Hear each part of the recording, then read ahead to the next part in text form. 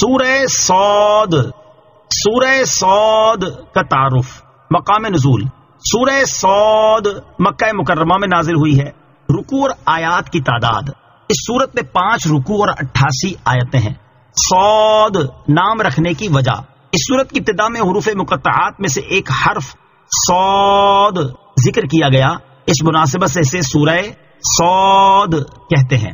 سورہ صاد کے مضامین، اس سورت کا مرکزی مضمون یہ ہے کہ اس میں کفار سے ان کے عقائد کے بارے میں بحث کے ضمن میں اسلام کے بنیادی عقائد جیسے توحید، نبوت اور رسالت اور مرنے کے بعد دوبارہ زندہ کیے جانے کو ثابت کیا گیا ہے، اور اس صورت میں یہ چیزیں بیان کی گئی ہیں۔ نمبر 1، اس صورت کی ابتدا میں بتایا گیا کہ کفار صرف تکبر اور عناد کی وجہ سے رسول کریم علیہ الصلوۃ والسلام کی مخالفت پر عمل پیرا ہیں، اور انہیں اس بات پر تعجب ہو رہا ہے کہ انہی میں سے ایک ڈر سنانے والا عظیم رسول تشریف لایا اور اس نے ان سب بتوں کی عبادت کو باطل قرار دے دیا جن کی وہ بڑے عرصے سے عبادت کرتے چلے آ رہے ہیں۔ نمبر 2، اپنے انبیاء کرام علیہ الصلوۃ والسلام کو جھٹلانے والی سابقہ امتوں کے دردناک انجام کو بیان کر کے کفار مکہ کو نصیحت کی گئی کہ اگر وہ بھی اپنی سرکشی پر قائم رہے تو انہیں بھی ہلاک کر دیا جائے گا۔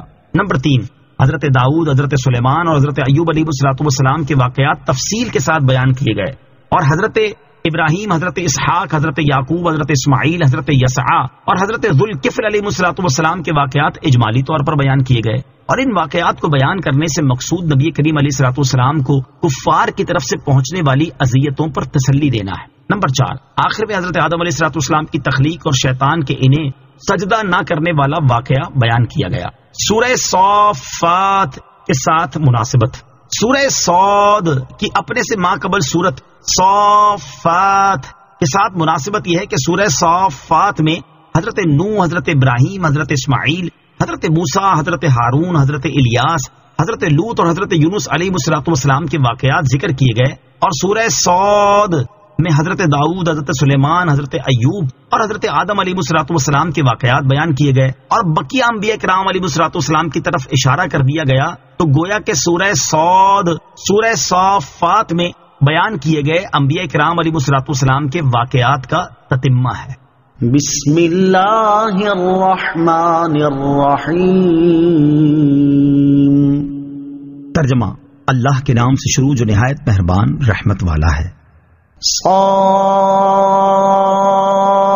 والقرآن ذی الذکر بل الذین کفروا فی عزت وشقاق۔ ترجمہ، صاد نصیحت والے قرآن کی قسم، بلکہ کافر تکبر اور مخالفت میں پڑے ہوئے ہیں۔ صاد یہ حروف مقطعات میں سے ایک حرف ہے، اس کی مراد اللہ تعالیٰ ہی بہتر جانتا ہے۔ والقرآن ذی الذکر، اس نامور قرآن کی قسم۔ اس آیت میں مذکور لفظ الذکر کا ایک معنی ہے عظمت، ناموری، اور دوسرا معنی ہے نصیحت۔ پہلے معنی کے اعتبار سے اس آیت اور اس کے بعد والی آیت کی تفسیر یہ ہے کہ نامور قرآن جو شرف والا اور اپنی مثل کلام لانے سے عاجز کر دینے والا ہے، اس قرآن کی قسم کافر اس کا یقین کرنے اور حق کا اعتراف کرنے سے تکبر کرتے ہیں، اور وہ اللہ تعالیٰ اور اس کے رسول صلی اللہ تعالیٰ علیہ وسلم کی مخالفت کرنے میں مصروف ہیں۔ دوسرے معنی کے اعتبار سے اس آیت اور اس کے بعد والی آیت کی تفسیر یہ ہے کہ اس نصیحت والے قرآن کی قسم جس کے ذریعے اللہ تعالیٰ تمہیں نصیحت فرماتا ہے کہ جس طرح کفار متعدد خدا مانتے ہیں، در حقیقت ویسا ہے نہیں، بلکہ کافر تکبر اور مخالفت میں پڑے ہوئے ہیں، اور نبی کریم علیہ الصلوۃ والسلام سے عداوت رکھتے ہیں، اس لیے حق کا اعتراف نہیں کرتے۔ کم اہلکنا من قبلہم من قرن فنادوا ولا حین مناص۔ ترجمہ، ہم نے ان سے پہلے کتنی قومیں ہلاک کر دی تو وہ پکارنے لگے حالانکہ بھاگنے کا وقت نہ تھا۔ کم اہلکنا من قبلہم من قرن، ہم نے ان سے پہلے کتنی قومیں ہلاک کر دی، یعنی اے حبیب صلی اللہ تعالیٰ علیہ وآلہ وسلم، اسی تکبر اور انبیاء علیہ الصلوۃ والسلام کی مخالفت کے باعث ہم نے آپ کی قوم سے پہلے کتنی امتیں ہلاک کر دی، اور جب ان پر عذاب نازل ہونے کا وقت آیا تو انہوں نے فریاد کی اور توبہ و استغفار کرنے لگے تاکہ اس عذاب سے نجات پا جائیں، حالانکہ اس وقت بھاگنے اور عذاب سے نجات پانے کا وقت نہ تھا، اور اس وقت ان کی فریاد بیکار تھی کیونکہ وہ وقت مایوس ہو جانے کا تھا، لیکن کفار مکہ نے ان کے حال سے عبرت حاصل نہ کی۔ وَعَجِبُوا أَن جَاءَهُم مُّنذِرٌ منهم وقال الكافرون هذا ساحر كذاب. ترجمہ: اور انہیں اس بات پر تعجب ہوا کہ ان کے پاس انہی میں سے ایک ڈر سنانے والا رسول تشریف لایا، اور کافروں نے کہا یہ جادوگر ہے، بڑا جھوٹا ہے. وعجبوا، اور انہیں تعجب ہوا، یعنی کفار مکہ کو اس بات پر تعجب ہوا کہ محمد مصطفیٰ صلی اللہ تعالی علیہ وسلم ظاہری خلقت، باطنی اخلاق، نسب اور شکل و صورت میں تو ہم جیسے انسان ہیں، پھر یہ کیسے ہو سکتا ہے کہ ہم میں سے صرف وہ رسالت جیسے بلند منصب کے حقدار ٹھہریں؟ اور جب کفار تاجدار رسالت صلی اللہ تعالی علیہ وسلم کی عظمت و شان دیکھ کر حیران رہ گئے تو آپ علیہ الصلوۃ والسلام کو معاذ اللہ جادوگر اور جھوٹا کہنے لگے. اجعل الآلہۃ الہا واحدا ان ھذا لشیء عجاب. ترجمہ: کیا اس نے بہت سارے خداؤں کو ایک خدا کر دیا؟ بے شک یہ ضرور بڑی عجیب بات ہے. اجعل الآلہۃ الہا واحدا، کیا اس نے بہت سارے خداؤں کو ایک خدا کر دیا؟ اس آیت کا شان نزول یہ ہے کہ جب حضرت عمر فاروق رضی اللہ تعالی عنہ اسلام لائے تو مسلمانوں کو خوشی ہوئی اور کافروں کو انتہائی رنج ہوا. ولید بن مغیرہ نے قریش کے 25 سرداروں اور بڑے آدمیوں کو جمع کیا اور انہیں ابو طالب کے پاس لایا. ان سے کہا کہ تم ہمارے سردار اور بزرگ ہو، ہم تمہارے پاس اس لیے آئے کہ تم ہمارے اور اپنے بھتیجے کے درمیان فیصلہ کر دو. ان کی جماعت کے چھوٹے درجے کے لوگوں نے جو شورش برپا کر رکھی ہے وہ تم جانتے ہو. ابو طالب نے حضور سید عالم علیہ الصلوۃ والسلام کو بلا کر عرض کی، یہ آپ کی قوم کے لوگ ہیں اور آپ سے صلح کرنا چاہتے ہیں، آپ ان کی طرف سے یک لخت انحراف نہ کیجیے. حضور اقدس علیہ الصلوۃ والسلام نے فرمایا، یہ مجھ سے کیا چاہتے ہیں؟ انہوں نے کہا، ہم اتنا چاہتے ہیں کہ آپ ہمیں اور ہمارے معبودوں کے ذکر کو چھوڑ دیجیے، ہم آپ کے اور آپ کے معبود کو برا نہیں کہیں گے.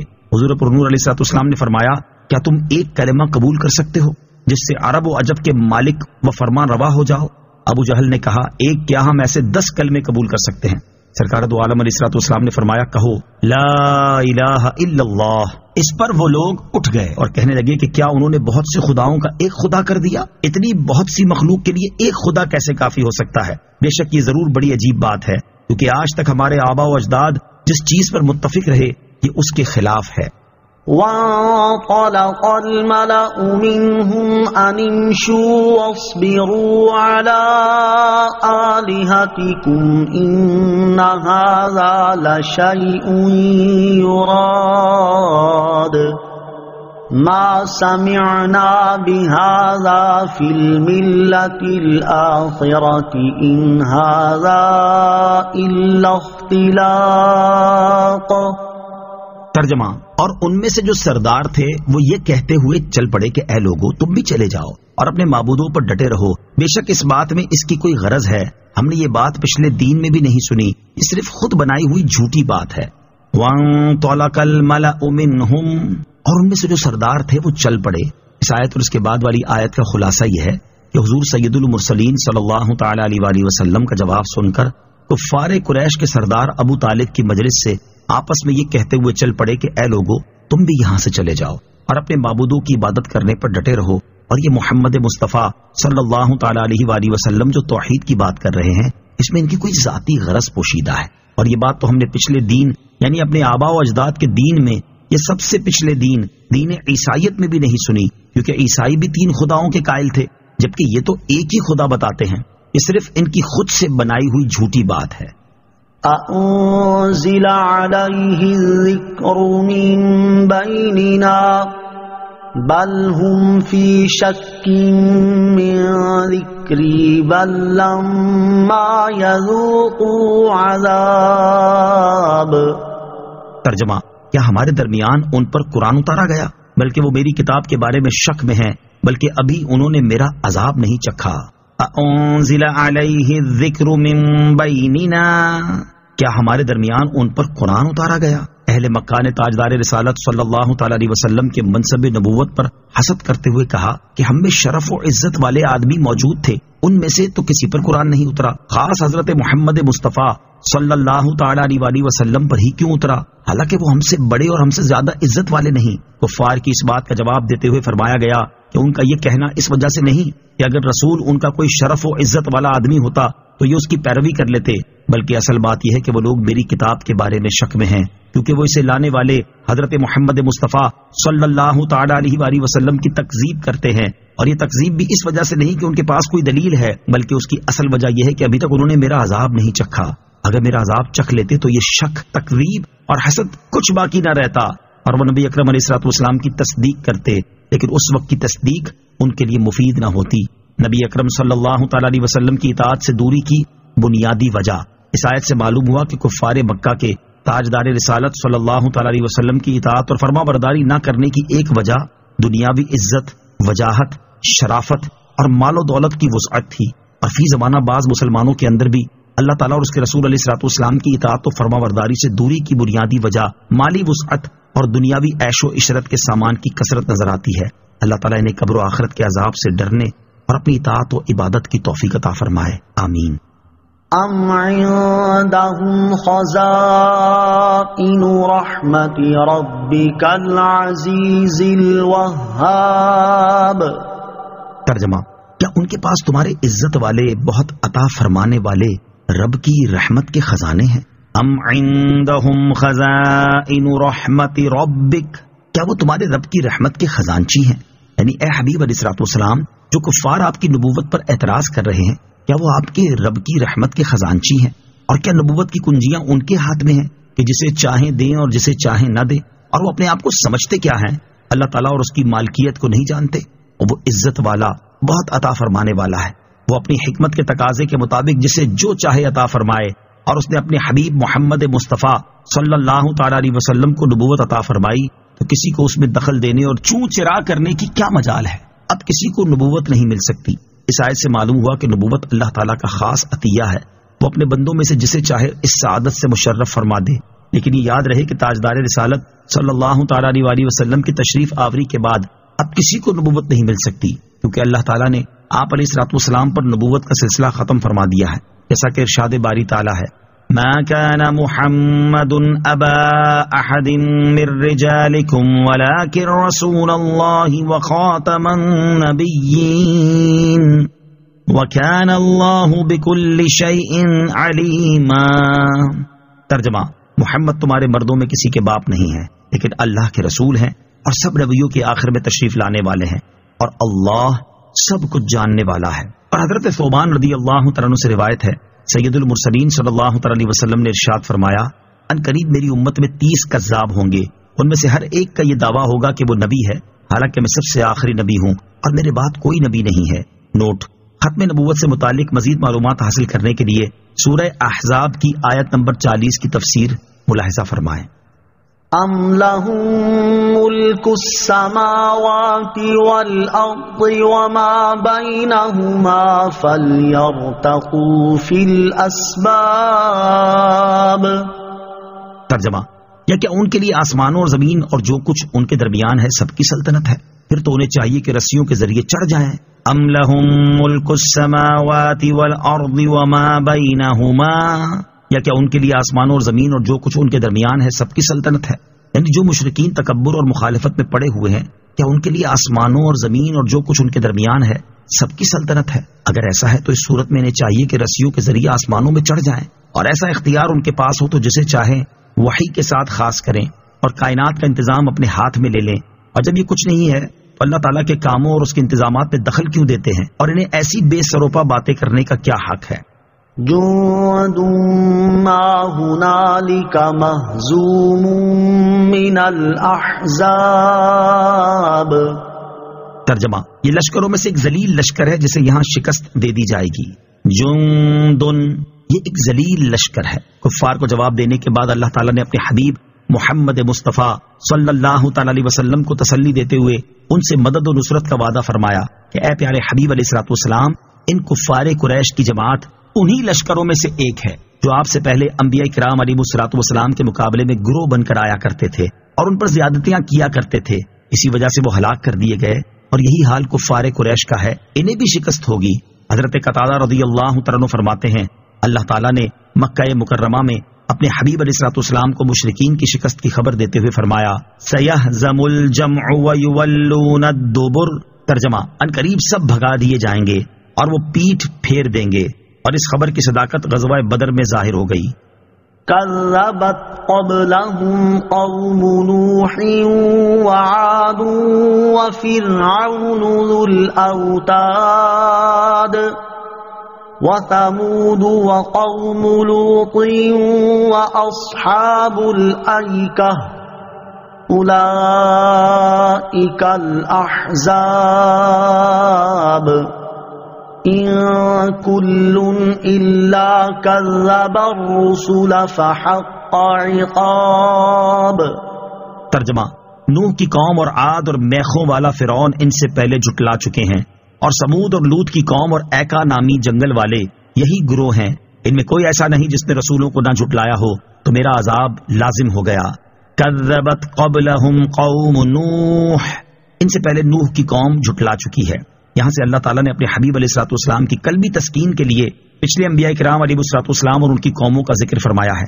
اس آیت اور اس کے بعد والی 2 آیات کا خلاصہ یہ ہے کہ اے پیارے حبیب علیہ الصلوۃ والسلام، حضرت نوح علیہ الصلوۃ والسلام کی قوم جنہیں حضرت نوح علیہ الصلوۃ والسلام نے سینکڑوں سال تبلیغ فرمائی، اور عاد جنہیں حضرت ہود علیہ الصلوۃ والسلام نے عرصہ دراز تک تبلیغ فرمائی، اور میخوں میں گاڑ کر سزا دینے والا فرعون جو کسی پر غصہ کرتا تھا تو اسے لٹا کر اس کے چاروں ہاتھ پاؤں کھینچ کر چاروں طرف کھونٹوں میں بدوا دیتا تھا، پھر اس کو پٹواتا اور اس پر طرح طرح کی سختیاں کرتا تھا، اور حضرت صالح علیہ الصلوۃ والسلام کی قوم سمود اور حضرت لوط علیہ الصلوۃ والسلام کی قوم اور ایکا نامی جنگل والے جو حضرت شعیب علیہ الصلوۃ والسلام کی قوم سے تھے، یہ سب کفار قریش سے پہلے اپنے رسولوں کو جھٹلا چکے ہیں۔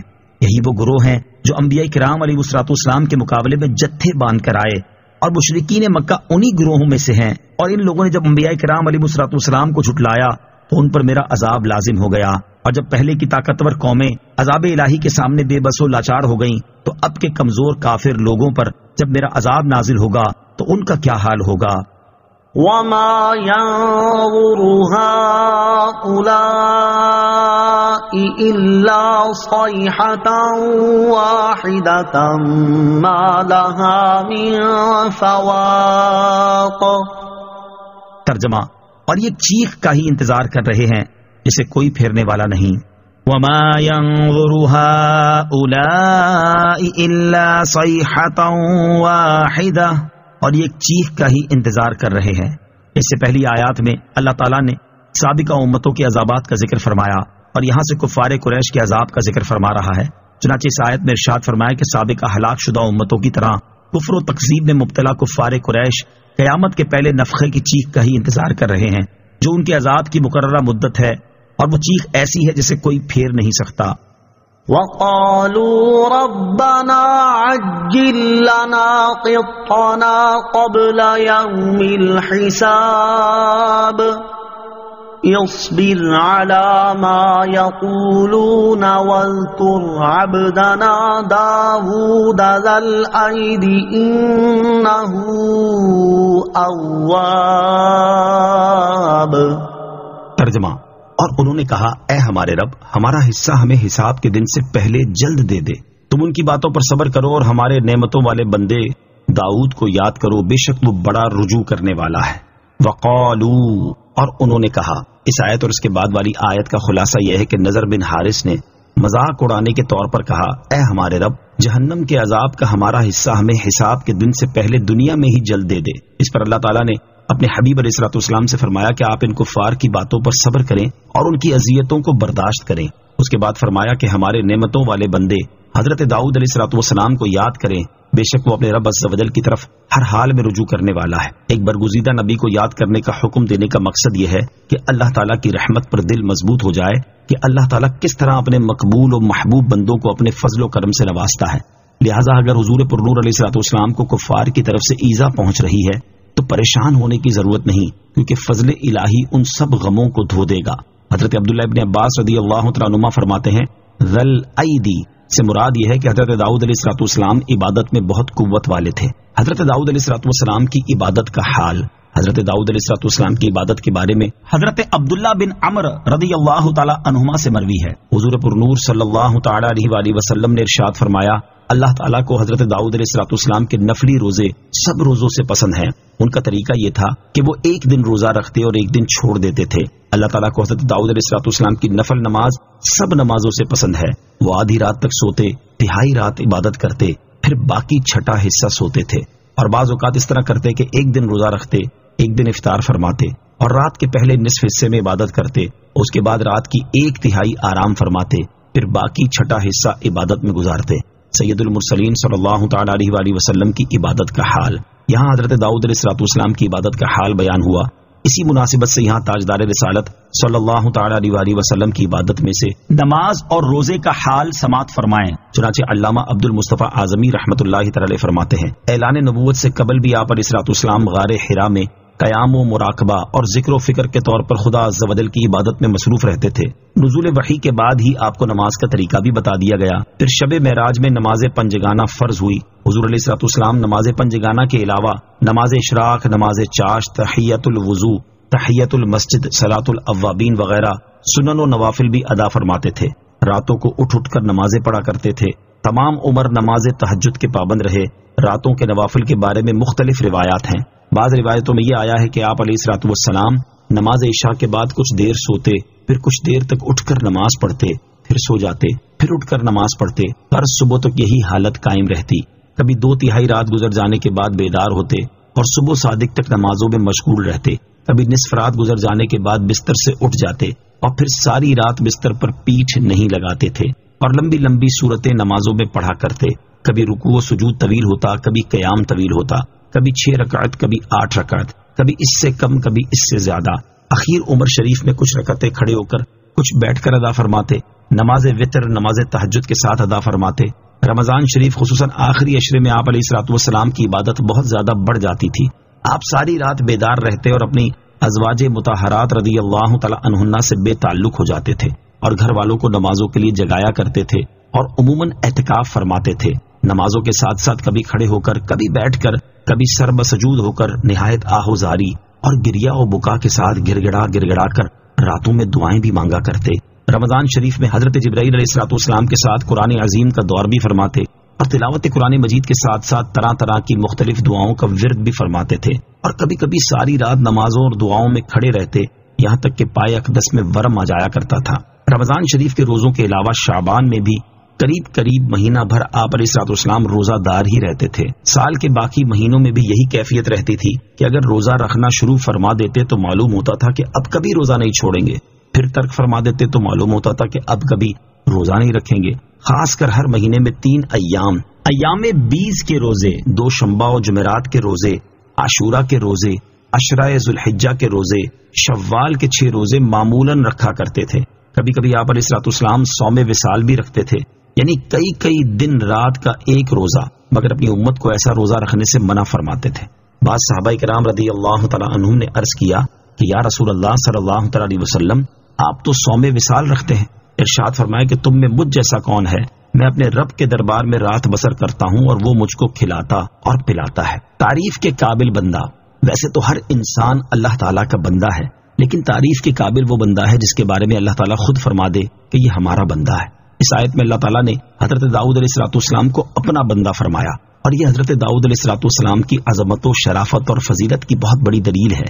यूं ही अल्लाह ताला ने अपने हबीब अलैहिस्सलाम को कुरान पाक में कई मकामात पर अपना बंदा फरमाया। जैसे एक मकाम पर इरशाद फरमाया, इन कुंतुम आमनतुम बिल्लाहि वमा अंज़लना अला अब्दिना यौमल फुरकान। तर्जमा, और अगर तुम अल्लाह पर और उस पर ईमान रखते हो जो हमने अपने खास बंदे पर फैसले के दिन उतारा। और इरशाद फरमाया, अल्हम्दुलिल्लाहिल्लज़ी अंज़ला अला अब्दिहिल किताब वलम यजअल लहू इवजा। तर्जमा, तमाम तारीफें उस अल्लाह के लिए हैं जिसने अपने बंदे पर किताब नाजिल फरमाई और उसमें कोई टेढ़ नहीं रखी। और इरशाद फरमाया, सुब्हानल्लज़ी असरा बिअब्दिही लैलन मिनल मस्जिदिल हराम इलल मस्जिदिल अक़सा। तर्जमा, पाक है वो ज़ात जिसने अपने खास बंदे को रात के कुछ हिस्से में मस्जिद हराम से मस्जिद अक़सा तक सैर कराई। और आप अलैहिस्सलाम की फजीलत का कमाल यह है कि अल्लाह ताला आप सल्लल्लाहु अलैहि वसल्लम को अपना बंदा फरमाता है और अपने बारे में फरमाता है कि मैं उनका रब हूँ। चुनाचे इरशाद फरमाया कि फवरब्बिका लनस्अलन्नहुम अजमईन। तर्जमा, तो तुम्हारे रब की कसम हम जरूर उन सब से पूछेंगे। إنا سخرنا الجبال معه يسبحن بالعشي والإشراق.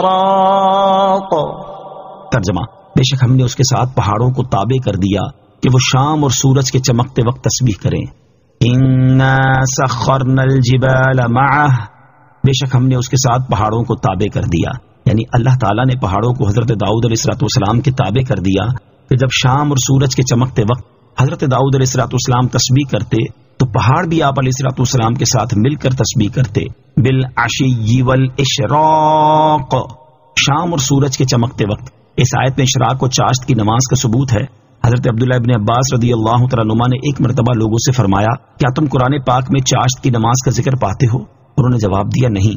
آپ رضی اللہ تعالیٰ عنہ نے اس آیت کی تلاوت فرمائی، اِنَّا سَخَّرْنَا الْجِبَالَ مَعَهُ يُسَبِّحْنَ بِالْعَشِيِّ وَالْإِشْرَاقِ، اور فرمایا کہ حضرت داؤد علیہ السلام چاشت کی نماز ادا فرمایا کرتے تھے. ایک عرصے سے میرے دل میں چاشت کی نماز کے بارے میں کچھ الجھن تھی، یہاں تک کہ میں نے اس کا ذکر اس آیت یسبحن بالعشی والاشراق میں پا لیا. اشراق و چاشت کی نماز کے فضائل.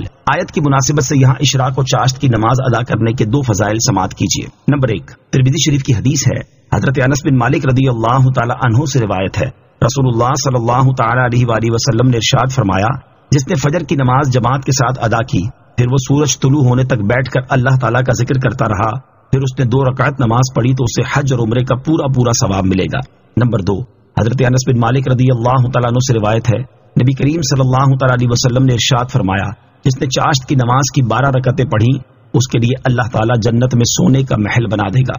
اللہ تعالیٰ ہمیں بھی اشراق اور چاشت کی نماز ادا کرنے کی توفیق عطا فرمائے، آمین. والطير محشورة كل له أواب. ترجمہ: اور جمع کیے ہوئے پرندے سب اس کے فرما بردار تھے. والطير محشورة، اور جمع کیے ہوئے پرندے یعنی ہر جانب سے جمع کیے ہوئے پرندے حضرت داؤد علیہ السلام کے تابع کر دیے. پہاڑ اور پرندے سبھی آپ علیہ السلام کے فرما بردار تھے. حضرت عبداللہ ابن عباس رضی اللہ تعالیٰ عنہما سے مروی ہے کہ جب حضرت داؤد علیہ السلام تسبیح کرتے تو پہاڑ آپ علیہ السلام کے ساتھ تسبیح کرتے اور پرندے بھی آپ علیہ السلام کے پاس جمع ہو کر تسبیح کرتے. نوٹ: حضرت داؤد علیہ السلام کے لیے پہاڑوں اور پرندوں کی تسخیر کا ذکر سورہ انبیاء آیت نمبر 79 اور سورہ سبا آیت نمبر 10 میں بھی گزر چکا ہے. وَشَدَدْنَا مُلْكَهُ وَآتَيْنَاهُ الْحِكْمَةَ وَفَصْلَ الْخِطَابِ. ترجمہ: اور ہم نے اس کی سلطنت کو مضبوط کیا اور اسے حکمت اور حق و باطل میں فرق کر دینے والا علم عطا فرمایا. وَشَدَدْنَا مُلْكَهُ، اور ہم نے اس کی سلطنت کو مضبوط کیا، یعنی حضرت داؤد علیہ السلام کو اللہ تعالیٰ نے وہ اسباب و ذرائع عطا فرمائے جن کے ذریعے سلطنت مضبوط ہوتی ہے، خواہ وہ لشکر کی صورت میں ہو یا ذاتی عظمت و ہیبت کی صورت میں ہو. وَآتَيْنَاهُ الْحِكْمَةَ وَفَصْلَ الْخِطَابِ، اور اسے حکمت اور حق و باطل میں فرق کر دینے والا علم عطا فرمایا. اس آیت میں حکمت سے مراد نبوت ہے اور بعض مفسرین نے حکمت سے عدل کرنا مراد لیا ہے، جبکہ بعض نے اس سے کتاب اللہ کا علم، بعض نے فقہ اور بعض نے سنت مراد لی ہے، اور قول فیصل سے قضا کا علم مراد ہے جو حق و باطل میں فرق و تمیز کر دے.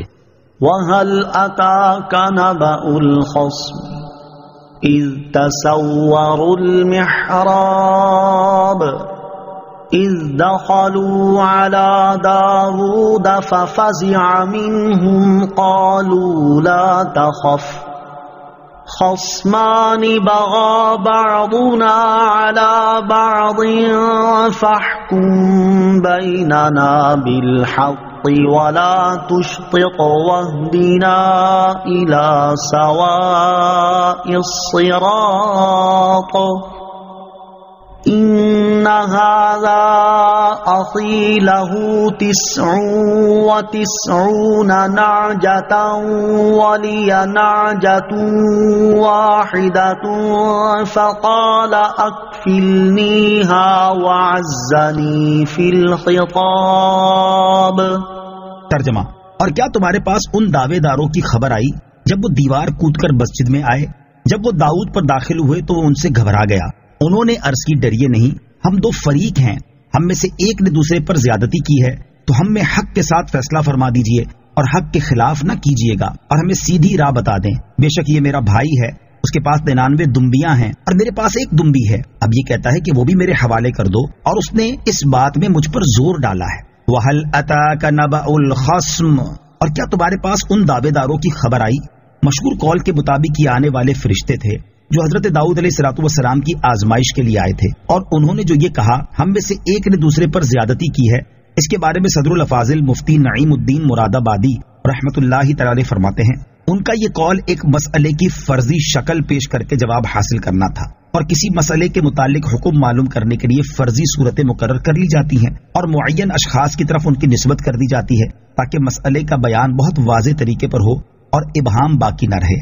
یہاں جو صورت مسئلہ ان فرشتوں نے پیش کی، اس سے مقصود حضرت داؤد علیہ السلام کو توجہ دلانا تھی اس امر کی طرف جو انہیں پیش آیا تھا، اور وہ یہ تھا کہ آپ کی 99 بیویاں تھیں.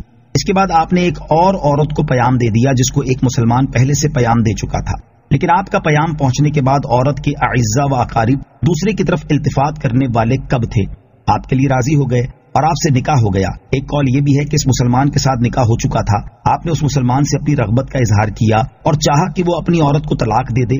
وہ آپ کے لحاظ سے منع نہ کر سکا اور اس نے طلاق دے دی، آپ کا نکاح ہو گیا. اور اس زمانے میں ایسا معمول تھا کہ اگر کسی شخص کو کسی کی عورت کی طرف رغبت ہوتی تو اس سے استدعا کر کے طلاق دلوا لیتا اور بعد عدت نکاح کر لیتا. یہ بات نہ تو شرعاً ناجائز ہے نہ اس زمانے کے رسم و عادت کے خلاف، لیکن شان انبیاء بہت عرفا و اعلیٰ ہوتی ہے، اس لیے یہ آپ کے منصب عالی کے لائق نہ تھا. تو مرضی الہی یہ ہوئی کہ آپ کو اس پر آگاہ کیا جائے، اور اس کا سبب یہ پیدا کیا گیا کہ ملائکہ مدعی یعنی دعویٰ کرنے والے اور مدعا علیہ یعنی جس کے خلاف دعویٰ کیا جائے اس شکل میں آپ کے سامنے پیش ہوئے. بزرگوں سے خلاف شان واقع ہونے والے کام کی اصلاح کا طریقہ.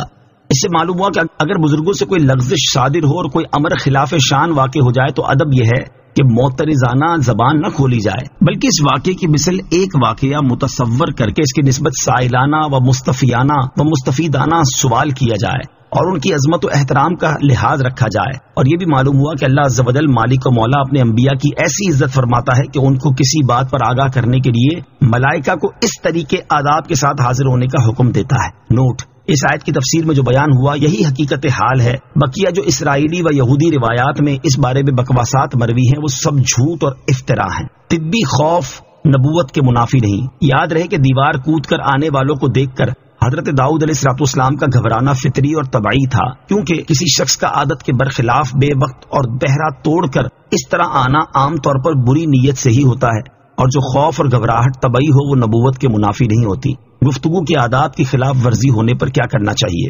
دیوار کود کر آنے والوں نے آتے ہی اپنی بات شروع کر دی اور حضرت داؤد علیہ السلام خاموشی کے ساتھ ان کی بات سنتے رہے. اس سے معلوم ہوا کہ اگر کوئی شخص گفتگو کے آداب کی خلاف ورزی کرے تو اسے فوراً ملامت اور ڈانٹ ڈپٹ کرنے کی بجائے پہلے اس کی بات سن لینی چاہیے تاکہ یہ معلوم ہو جائے کہ اس کے پاس اس کا کوئی جواز تھا یا نہیں، اور اگر جواز نہ بھی ہو تو بھی ممکنہ حد تک صبر ہی کرنا چاہیے، جیسا کہ حضرت داؤد علیہ السلام نے فرمایا. رسول کریم علیہ السلام آداب گفتگو کی خلاف ورزی ہونے پر درگزر کرتے اور صبر فرمایا کرتے تھے. اور اس سلسلے میں حضرت زید بن ثانہ رضی اللہ تعالیٰ عنہ کا واقعہ مشہور ہے کہ انہوں نے اسلام قبول کرنے سے پہلے ایک مرتبہ انتہائی سخت انداز میں حضور اقدس صلی اللہ تعالی وسلم سے کلام کیا، لیکن حضور پر نور علیہ السلام نے نہ صرف خود حلم، صبر اور عفو و درگزر کا مظاہرہ فرمایا بلکہ صحابہ کرام رضی اللہ تعالیٰ عنہ کو بھی ان کے ساتھ نرمی کرنے کا حکم ارشاد فرمایا. قال لقد ظلمك بسؤال نعجتك إلى نعاجه وَإِنَّ كَثِيرًا مِنَ الْخُلَطَاءِ لَيَبْغِي بَعْضُهُمْ عَلَى بَعْضٍ إِلَّا الَّذِينَ آمَنُوا وَعَمِلُوا الصَّالِحَاتِ وَقَلِيلٌ مَّا هُمْ وَظَنَّ دَاوُودُ أَنَّمَا فَتَنَّاهُ فَاسْتَغْفَرَ رَبَّهُ وَخَرَّ رَاكِعًا وَأَنَابَ. ترجمہ: داؤد نے فرمایا بے شک تیری دمبی کو اپنی دمبیوں کے ساتھ ملانے کا سوال کر کے اس نے تجھ پر زیادتی کی ہے، اور بے شک اکثر شریک ایک دوسرے پر زیادتی کرتے ہیں مگر ایمان والے اور اچھے کام کرنے والے، اور وہ بہت تھوڑے ہیں. اور داؤد سمجھ گئے کہ ہم نے تو صرف اسے آزمایا تھا، تو اس نے اپنے رب سے معافی مانگی اور سجدے میں گر پڑا اور رجوع کیا. قال، داؤد نے فرمایا حضرت داؤد علیہ السلام نے دعویٰ سن کر دوسرے فریق سے پوچھا تو اس نے اعتراف کر لیا۔ آپ علیہ السلام نے دعویٰ کرنے والے سے فرمایا کہ بے شک تیری دمبی کو اپنی دمبیوں کے ساتھ ملانے کا سوال کر کے اس نے تجھ پر زیادتی کی ہے، اور بے شک اکثر شریک ایک دوسرے پر زیادتی کرتے ہیں مگر ایمان والے اور اچھے کام کرنے والے کسی پر زیادتی نہیں کرتے، لیکن وہ ہیں بہت تھوڑے۔ حضرت داؤد علیہ السلام کی یہ گفتگو سن کر فرشتوں میں سے ایک نے دوسرے کی طرف دیکھا اور تبسم کر کے وہ آسمان کی طرف روانہ ہو گئے۔ اب حضرت داؤد علیہ السلام سمجھ گئے کہ اللہ تعالیٰ نے تو صرف انہیں آزمایا تھا، اور دمبی ایک کنایا تھا جس سے مراد عورت تھی، کیونکہ 99 عورتیں آپ علیہ السلام کے پاس ہوتے ہوئے ایک اور عورت کی آپ علیہ السلام نے خواہش کی تھی، اس لیے دمبی کے پیرائے میں سوال کیا گیا۔ جب آپ نے یہ سمجھا تو اپنے رب عز و جل سے معافی مانگی اور سجدے میں گر پڑے اور اللہ تعالیٰ کی طرف رجوع کیا۔ نوٹ: یاد رہے کہ یہ آیت ان آیات میں سے ہے جن کے پڑھنے اور سننے والوں پر سجدہ تلاوت کرنا واجب ہو جاتا ہے۔ واضح رہے کہ ریکارڈڈ آیت سجدہ سننے سے سجدہ واجب نہیں ہوتا ہے۔ یہاں ایک مسئلہ یاد رہے کہ اس آیت سے ثابت ہوتا ہے کہ نماز میں رکوع کرنا سجدہ تلاوت کے قائم مقام ہو جاتا ہے، جبکہ رکوع میں اس کی نیت کی جائے۔ اصلاح کرنے کا ایک طریقہ، اللہ تعالیٰ نے اس معاملے میں وحی کے ذریعے اپنے پیارے نبی حضرت داؤد علیہ السلام کی تربیت فرمانے کی بجائے جو خاص طریقہ اختیار فرمایا اس میں نیکی کی دعوت دینے اور برائی سے منع کرنے والے کے لیے بھی ہدایت کا سامان موجود ہے کہ جب وہ کسی کی اصلاح کرنے لگے تو اس وقت حکمت سے کام لے اور موقع کی مناسبت سے ایسا طریقہ اختیار کرے جس سے سامنے والا اپنی غلطی خود ہی محسوس کر لے، اسے زبانی تنبیہ کرنے کی ضرورت پیش نہ آئے، اور اس کے لیے مثال بیان کرنے کا طریقہ اور کنایے سے کام لینا بہت مؤثر ہوتا ہے۔ اس میں کسی کی دل آزاری بھی نہیں ہوتی اور اصل مقصود بھی حاصل ہو جاتا ہے۔ فغفرنا له ذلك وَإِنَّ لَهُ عِندَنَا لَزُلْفَى وَحُسْنَ مَآبٍ۔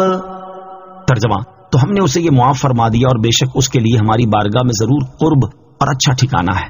فَغَفَرْنَا لَهُ ذَلِكَ، تو ہم نے اسے یہ معاف فرما دیا۔ یاد رہے کہ اللہ تعالیٰ کی بارگاہ میں انبیاء کرام علیہ السلام کا مقام و مرتبہ دیگر لوگوں کے مقابلے میں انتہائی بلند ہے۔ اسی وجہ سے بہت سے وہ کام ہیں جو دوسرے لوگوں کے لیے تو روا ہوتے ہیں لیکن انبیاء کرام علیہ السلام کی شان اور ان کے مقام و مرتبے کے لائق نہیں ہوتے۔ اسی لیے جب ان سے کوئی خلاف شان کام واقع ہوتا ہے تو اللہ تعالیٰ اپنی بارگاہ کے ان مقبول بندوں کی تربیت فرما دیتا ہے، اور یہ بھی اللہ تعالیٰ کی بارگاہ میں انتہا درجے کی عاجزی و انکساری کرتے ہیں، اور یہ اللہ تعالیٰ اور اس کے مقبول بندوں کا معاملہ ہے، وہ جیسے چاہے اپنے مقبول بندوں کی تربیت فرمائے، اور یہ جیسے چاہیں اللہ تعالیٰ کی بارگاہ میں عاجزی و انکساری کا اظہار کریں۔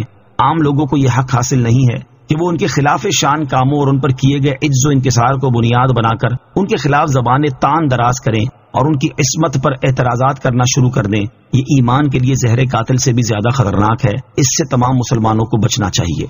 یا داود انا جعلناک خلیفۃ فی الارض فاحکم بین الناس بالحق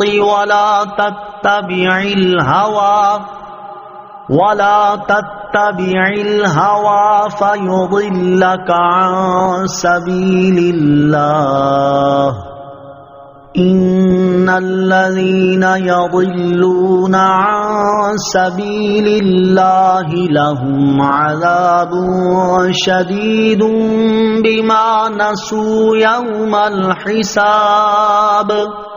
ترجمہ: اے داؤد، بے شک ہم نے تجھے زمین میں اپنا نائب کیا تو لوگوں میں حق کے مطابق فیصلہ کر اور نفس کی خواہش کے پیچھے نہ چلنا، ورنہ وہ تجھے اللہ کی راہ سے بہکا دے گی۔ بے شک وہ جو اللہ کی راہ سے بہکتے ہیں ان کے لیے سخت عذاب ہے، اس بنا پر کہ انہوں نے حساب کے دن کو بھلا دیا ہے۔ یا داؤد انا جعلناک خلیفۃ فی الارض، اے داؤد بے شک ہم نے تجھے زمین میں اپنا نائب کیا۔ حضرت داؤد علیہ السلام کا واقعہ بیان کرنے کے بعد اس آیت میں ان کی زمینی خلافت کا ذکر فرمایا گیا۔ چنانچہ ارشاد فرمایا کہ اے داؤد بے شک ہم نے تجھے زمین میں اپنا نائب مقرر کیا اور مخلوق کے کاموں کا انتظام کرنے پر آپ کو مامور کیا اور آپ کا حکم ان میں نافذ فرمایا، تو لوگوں میں حق کے مطابق فیصلہ کرو اور نفس کی خواہش کے پیچھے نہ جانا، ورنہ وہ تجھے اللہ تعالیٰ کی راہ سے بہکا دے گی۔ بے شک وہ جو اللہ تعالیٰ کی راہ سے بہکتے ہیں ان کے لیے اس بنا پر سخت عذاب ہے کہ انہوں نے حساب کے دن کو بھلا دیا ہے، اور وہ اس وجہ سے ایمان سے محروم رہے۔ اگر انہیں حساب کے دن کا یقین ہوتا تو اس کی تیاری سے اعراض نہ کرتے اور دنیا ہی میں ایمان لے آتے۔ آیت یا داود انا جعلناک خلیفۃ فی الارض سے حاصل ہونے والی معلومات۔ اس آیت سے 3 باتیں معلوم ہوئیں۔ نمبر 1، حکمران اللہ تعالیٰ کے دیے ہوئے احکام کے مطابق ہی چلیں اور اس سے باہر ہرگز نہ جائیں۔ نمبر 2، اسلامی ریاست کا بنیادی کام حق کو قائم کرنا ہے، نیز حکمرانوں پر لازم ہے کہ تنازعات وغیرہ کا حق اور انصاف کے مطابق ہی فیصلہ کریں۔ نمبر 3، حکمران نفسانی خواہشات کی پیروی سے بچیں کہ یہی چیز راہ حق اور عدل و انصاف سے دور کرتی ہے۔ وما خلقنا السماء والأرض وما بينهما باطلا ذلك ظن الذين كفروا فويل للذين كفروا من النار۔ ترجمہ، اور ہم نے آسمان اور زمین اور جو کچھ ان کے درمیان ہے بیکار پیدا نہیں کیا۔ یہ بیکار پیدا کرنے کا خیال کافروں کا گمان ہے تو کافروں کے لیے آگ سے خرابی ہے۔ وما خلقنا السماء والارض وما بينهما باطلا، اور ہم نے آسمان اور زمین اور جو کچھ ان کے درمیان ہے بیکار پیدا نہیں کیا۔ ارشاد فرمائے کہ ہم نے آسمان اور زمین اور جو کچھ ان کے درمیان ہے اسے بیکار پیدا نہیں کیا، بلکہ اس لیے پیدا کیا ہے کہ زمین و آسمان میں ہماری عبادت کی جائے، ہمارے احکامات کی پیروی کی جائے اور ممنوعات سے رکا جائے۔ یہ بیکار پیدا کرنے کا خیال کافروں کا گمان ہے، اگرچہ وہ صراحتاً یہ نہ کہیں کہ آسمان و زمین میں اور تمام دنیا بیکار پیدا کی گئی ہے، لیکن جبکہ وہ مرنے کے بعد اٹھائے جانے اور اعمال کی جزا ملنے کے منکر ہیں تو اس کا نتیجہ یہی ہے کہ عالم کی ایجاد کو عبث اور بے فائدہ مانیں، اور جب کافروں کا گمان یہ ہے تو ان کے لیے آگ سے خرابی ہے۔ اس آیت سے معلوم ہوا کہ اگر کوئی شخص صراحتاً کوئی بات نہ کہے لیکن اس کی کسی بات کا لازمی نتیجہ جو نکلتا ہو وہ اس کی طرف منسوب کیا جا سکتا ہے، اور اس پر اصل بات کہنے کا ہی حکم لگایا جائے گا۔ جیسے بہت سے لوگ ختم نبوت کے قائل ہونے کا نام لیتے ہیں لیکن باتیں ایسی کرتے ہیں جس کا لازمی نتیجہ انکار ختم نبوت ہے، تو انہیں منکرین ختم نبوت ہی کہا جائے گا۔ ام نجعل الذین آمنوا وعملوا الصالحات کالمفسدین فی الارض ام نجعل المتقین کالفجار۔ ترجمہ، کیا ہم ایمان لانے والوں اور اچھے اعمال کرنے والوں کو زمین میں فساد پھیلانے والوں کی طرح کر دیں گے یا ہم پرہیزگاروں کو نافرمانوں جیسا کر دیں گے؟ ام نجعل الذین آمنوا وعملوا الصالحات کالمفسدین فی الارض، کیا ہم ایمان لانے والوں اور اچھے اعمال کرنے والوں کو زمین میں فساد پھیلانے والوں کی طرح کر دیں گے؟ ارشاد فرمایا کہ کیا ہم ایمان لانے والوں اور اچھے اعمال کرنے والوں کو زمین میں کفر اور گناہوں کے ذریعے فساد پھیلانے والوں کی طرح کر دیں گے یا ہم پرہیزگاروں کو نافرمانوں جیسا کر دیں گے؟ ہم ہرگز ایسا نہیں کریں گے، کیونکہ یہ بات حکمت کے بالکل خلاف ہے۔ جبکہ جو شخص جزا کا قائل نہیں وہ ضرور فساد کرنے اور اصلاح کرنے والے کو فاسق و فاجر اور متقی پرہیزگار کو برابر قرار دے گا اور ان میں کوئی فرق نہ کرے گا۔ کفار اس جہالت میں گرفتار ہیں۔ اس آیت کا شان نزول یہ ہے کہ کفار قریش نے مسلمانوں سے کہا تھا کہ آخرت میں جو نعمتیں تمہیں ملیں گی وہی ہمیں بھی ملیں گی۔ اس پر یہ آیت کریمہ نازل ہوئی اور ارشاد فرمایا گیا کہ نیک و بد، مومن و کافر کو برابر کر دینا حکمت کے تقاضے کے مطابق نہیں، کفار کا یہ خیال باطل ہے۔ نیک لوگ گناہ گاروں جیسے نہیں۔ اس آیت سے معلوم ہوا کہ اچھے اعمال کرنے والے برے اعمال کرنے والوں کی طرح نہیں اور نیک لوگ گناہ گاروں جیسے نہیں۔ اب یہ ہم پر ہے کہ ہم نیکی کا راستہ اختیار کر کے اس کی جزا کے حقدار قرار پاتے ہیں یا برے اعمال کر کے ان کی سزا کے مستحق بنتے ہیں۔ ارشاد باری تعالیٰ ہے، ان احسنتم احسنتم لانفسکم وان اسأتم فلہا۔ ترجمہ، اگر تم بھلائی کرو گے تو تم اپنے لیے ہی بہتر کرو گے اور اگر تم برا کرو گے تو تمہاری جانوں کے لیے ہی ہوگا۔ اور حضرت ابو ذر رضی اللہ تعالیٰ عنہ سے روایت ہے، حضور اقدس صلی اللہ تعالیٰ علیہ وسلم نے ارشاد فرمایا، جس طرح کانٹے سے انگور حاصل نہیں کیے جا سکتے اسی طرح فاسق و فاجر لوگ متقی اور پرہیزگار لوگوں کے مرتبے تک نہیں پہنچ سکتے۔ نیکی اور برائی دو راستے ہیں، ان میں سے جس راستے کو اختیار کرو گے اس کے انجام تک پہنچ جاؤ گے۔ اور حضرت ابو قلابہ رضی اللہ تعالیٰ عنہ سے روایت ہے، تاجدار رسالت صلی اللہ علیہ وسلم نے ارشاد فرمایا، نیکی کبھی پرانی نہیں ہوتی اور گناہ بھلایا نہیں جاتا اور حساب لینے والے خدا کو کبھی موت نہیں آئے گی۔ تم نیک یا گناہگار جیسے چاہو بن جاؤ، جیسا کرو گے ویسا بھرو گے۔ اللہ تعالی ہمیں برے اعمال سے بچنے اور نیک اعمال کرنے کی توفیق عطا فرمائے، آمین۔ کتاب انزلناہ الیک مبارک لیدبروا آیاتہ ولیتذکر اولو الالباب۔ ترجمہ، یہ قرآن ایک برکت والی کتاب ہے جو ہم نے تمہاری طرف نازل کی ہے تاکہ لوگ اس کی آیتوں میں غور و فکر کریں اور عقل مند نصیحت حاصل کریں۔ کتاب انزلناہ الیک مبارک، ایک برکت والی کتاب ہے جو ہم نے تمہاری طرف نازل کی ہے، یعنی اے حبیب علیہ الصلوۃ والسلام، ہم نے آپ کی طرف قرآن پاک نازل کیا ہے جس میں ان لوگوں کے لیے دنیاوی اور اخروی کثیر منافع ہیں جو اس پر ایمان لائیں۔ ہم نے قرآن پاک کو اس لیے نازل کیا تاکہ علم رکھنے والے لوگ اس کی آیتوں کے معنی میں غور و فکر کریں اور ان کی تعبیلات جان جائیں اور عقل مند اس سے نصیحت حاصل کریں۔ قرآن پاک کی آیات سے دینی احکام نکالنا ہر ایک کا کام نہیں۔ قرآن پاک کی آیات سے نصیحت تو ہر ایک حاصل کر سکتا ہے، لیکن اس سے دینی احکام نکالنا اور اس کی باریکیوں تک رسائی حاصل کرنا ہر ایک کا کام نہیں، بلکہ صرف ان کا کام ہے جو اعلیٰ درجے کی دینی عقل رکھتے ہیں، یعنی ماہر علماء اور خاص طور پر مجتہدین اس منصب کے اہل ہیں۔ عوام کو چاہیے کہ قرآن پاک سے دینی مسائل نکالنے کی بجائے علماء سے مسائل سیکھیں تاکہ غلطیوں سے بچ سکیں۔ اور یہ بھی معلوم ہوا کہ فقط قرآن پاک کی عربی عبارت کو پڑھ لینا نزول قرآن کے مقصد کو پورا کرنے کے لیے کافی نہیں، بلکہ اس کی آیات کے معنی اور ان کا مطلب سمجھنے کی کوشش بھی کرنی چاہیے تاکہ اس کی آیتوں میں غور و فکر کرنا، اس میں بیان کی گئی عبرت انگیز باتوں سے نصیحت حاصل کرنا اور اس میں بتائے گئے احکامات پر عمل کرنا ممکن ہو۔ جبکہ فی زمانہ صورتحال یہ ہے کہ قرآن پاک سمجھنا اور اس میں غور و فکر کرنا تو بہت دور کی بات ہے۔ یہاں تو قرآن پاک گھروں میں ہفتوں بلکہ مہینوں صرف جزدان اور الماریوں کی زینت نظر آتا ہے، اور اس کا خیال آ جانے پر اس سے چمٹی ہوئی گرد صاف کر کے دوبارہ اسی مقام پر رکھ دیا جاتا ہے، اور اگر کبھی اس کی تلاوت کی توفیق نصیب ہو جائے تو اس کے تلفظ کی ادائیگی کا حال بہت برا ہوتا ہے۔ اللہ تعالیٰ مسلمانوں کے حال زار پر رحم فرمائے اور قرآن پاک صحیح طریقے سے پڑھنے، سمجھنے اور اس پر عمل کرنے کی توفیق عطا فرمائے۔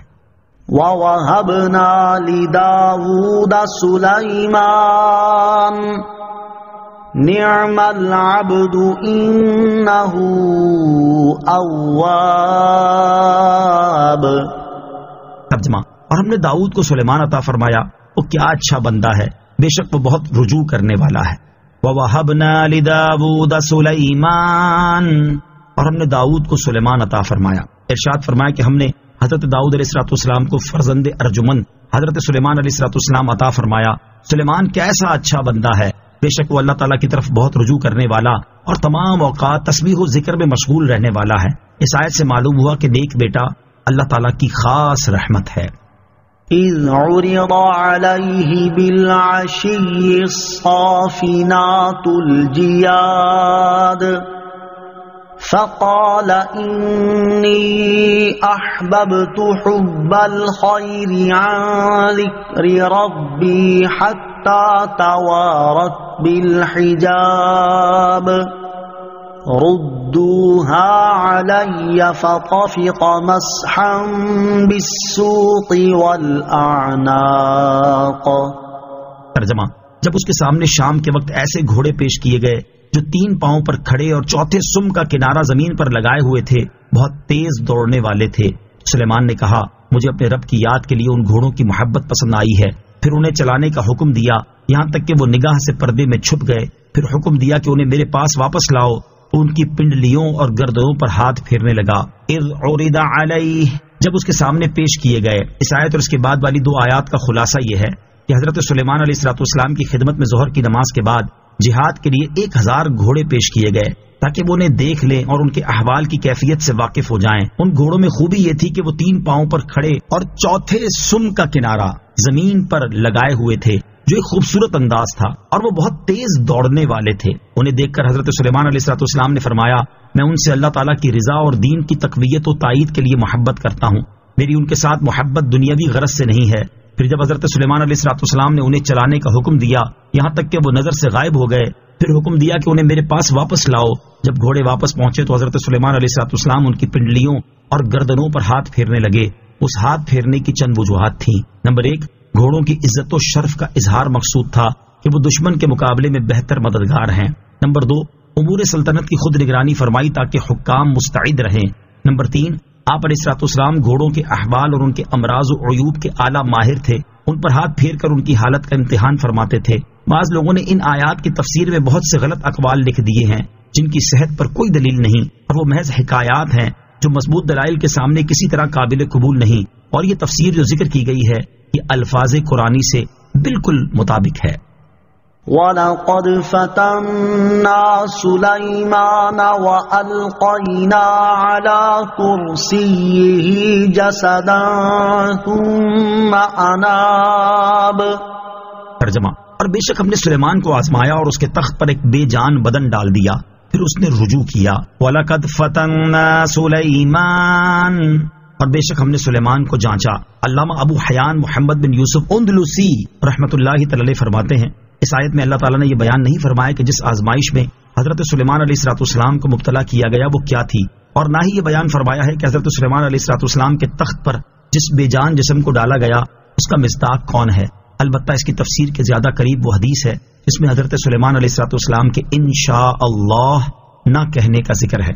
وہ حدیث یہ ہے، حضرت ابو ہریرہ رضی اللہ تعالیٰ عنہ سے روایت ہے، سرکار دو عالم صلی اللہ تعالیٰ علیہ وسلم نے ارشاد فرمایا، حضرت سلیمان علیہ الصلوۃ والسلام نے فرمایا تھا کہ میں آج رات اپنی 90 بیویوں کے پاس جاؤں گا، ان میں سے ہر ایک حاملہ ہوگی اور ہر ایک سے راہ خدا میں جہاد کرنے والا سوار پیدا ہوگا، لیکن یہ فرماتے وقت زبان مبارک سے انشاء اللہ تعالی نہ فرمایا تو ایک عورت کے علاوہ کوئی بھی عورت حاملہ نہ ہوئی اور اس کے ہاں بھی ناقص بچہ پیدا ہوا۔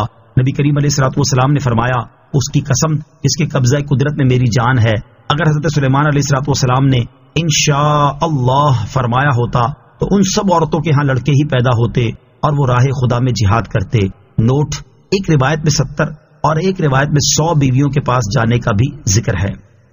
قال رب اغفر لي وهب لي ملكا لا ينبغي لأحد من بعدي إنك أنت الوهاب۔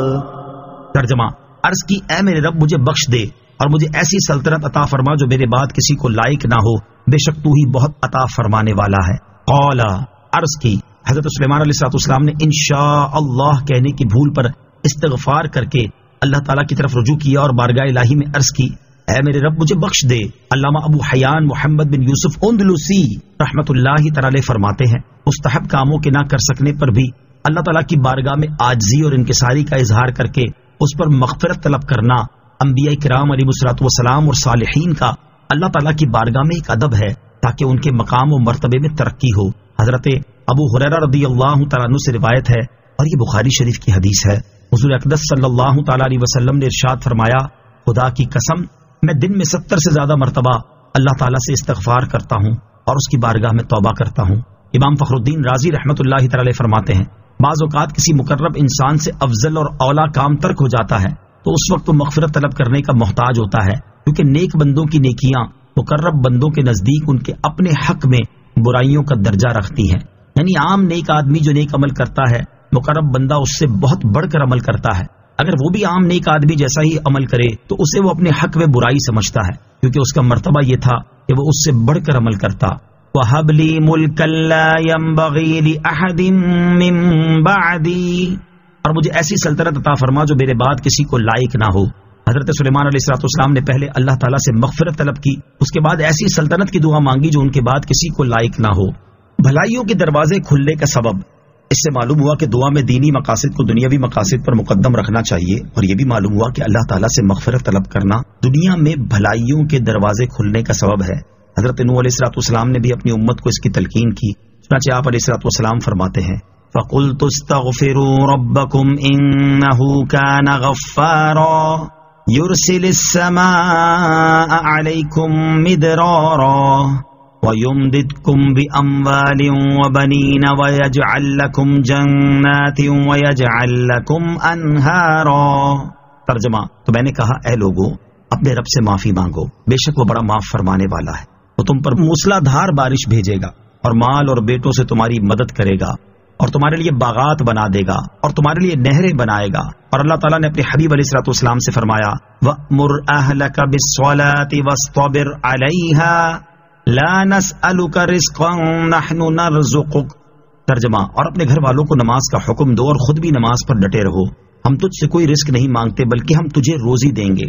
یاد رہے کہ حضرت سلیمان علیہ الصلوۃ والسلام نے جو بے مثل سلطنت طلب کی وہ معاذ اللہ کسی حسد کی وجہ سے نہ تھی، بلکہ اس سے مقصود یہ تھا کہ وہ سلطنت آپ کے لیے معجزہ ہو۔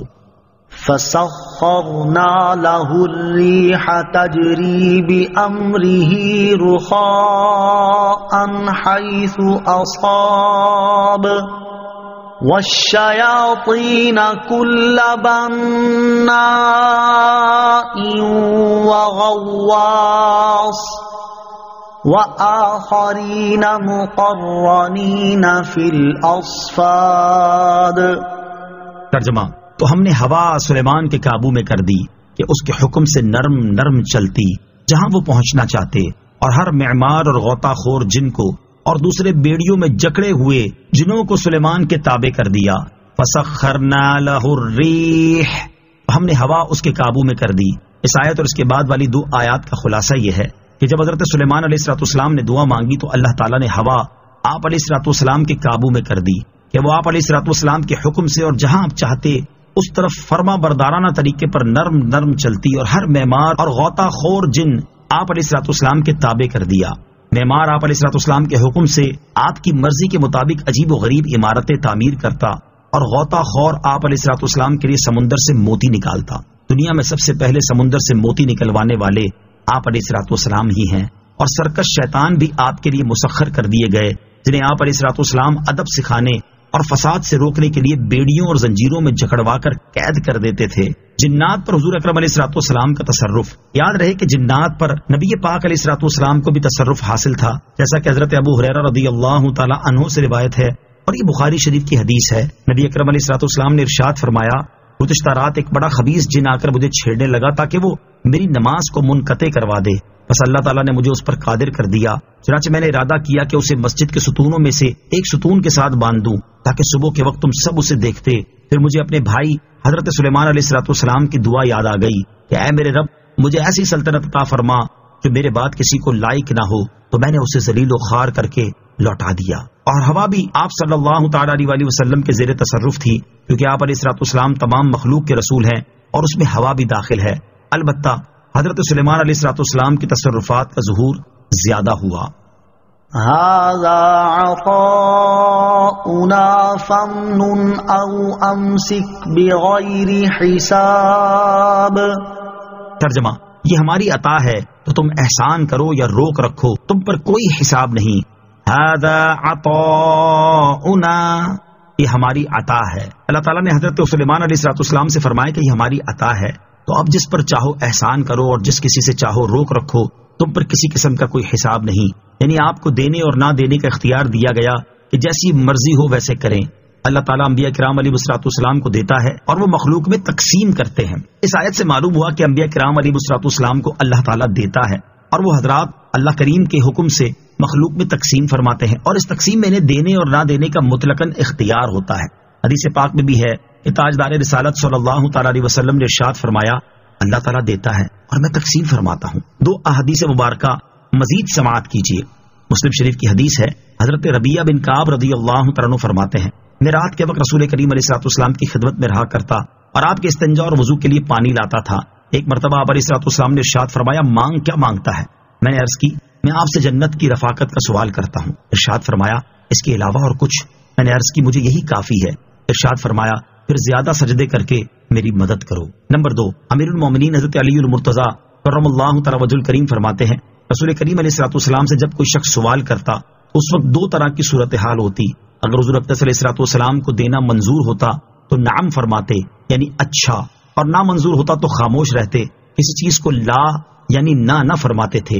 ایک روز ایک اعرابی نے حاضر ہو کر سوال کیا، حضور پرنور علیہ السلام خاموش رہے، پھر سوال کیا تو خاموشی اختیار فرمائی، پھر سوال کیا تو اس پر نبی پاک علیہ السلام نے فرمایا، سل ما شئت یا اعرابی، اے اعرابی جو تیرا جی چاہے ہم سے مانگ۔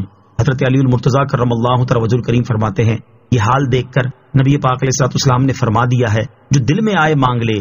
ہمیں اس اعرابی پر رشک آیا، ہم نے اپنے دل میں کہا اب یہ نبی پاک علیہ السلام سے جنت مانگے گا، لیکن اعرابی نے کہا تو کیا کہا کہ میں حضور علیہ السلام سے سواری کا اونٹ مانگتا ہوں۔ ارشاد فرمایا عطا ہوا۔ عرض کی حضور علیہ السلام سے زیادہ سفر مانگتا ہوں۔ ارشاد فرمایا عطا ہوا۔ ہمیں اس کے ان سوالوں پر تعجب ہوا، اور سید دو عالم علیہ السلام نے ارشاد فرمایا اس اعرابی کی مانگ اور بنی اسرائیل کی ایک بڑھیا کے سوال میں کتنا فرق ہے۔ پھر نبی پاک علیہ السلام نے اس کا ذکر ارشاد فرمایا کہ جب حضرت موسیٰ علیہ السلام کو دریا میں اترنے کا حکم ہوا اور وہ دریا کے کنارے تک پہنچے تو اللہ تعالیٰ نے سواری کے جانوروں کے منہ پھیر دیے کہ خود واپس پلٹ آئے۔ حضرت موسیٰ علیہ السلام نے عرض کی، یا اللہ یہ کیا حال ہے؟ ارشاد فرمایا تم حضرت یوسف علیہ السلام کی قبر کے پاس ہو، ان کا جسم مبارک اپنے ساتھ لے لو۔ حضرت موسیٰ علیہ السلام کو قبر کا پتہ معلوم نہ تھا۔ آپ نے لوگوں سے فرمایا اگر تم میں سے کوئی حضرت یوسف علیہ السلام کی قبر کے بارے میں جانتا ہو تو مجھے بتاؤ۔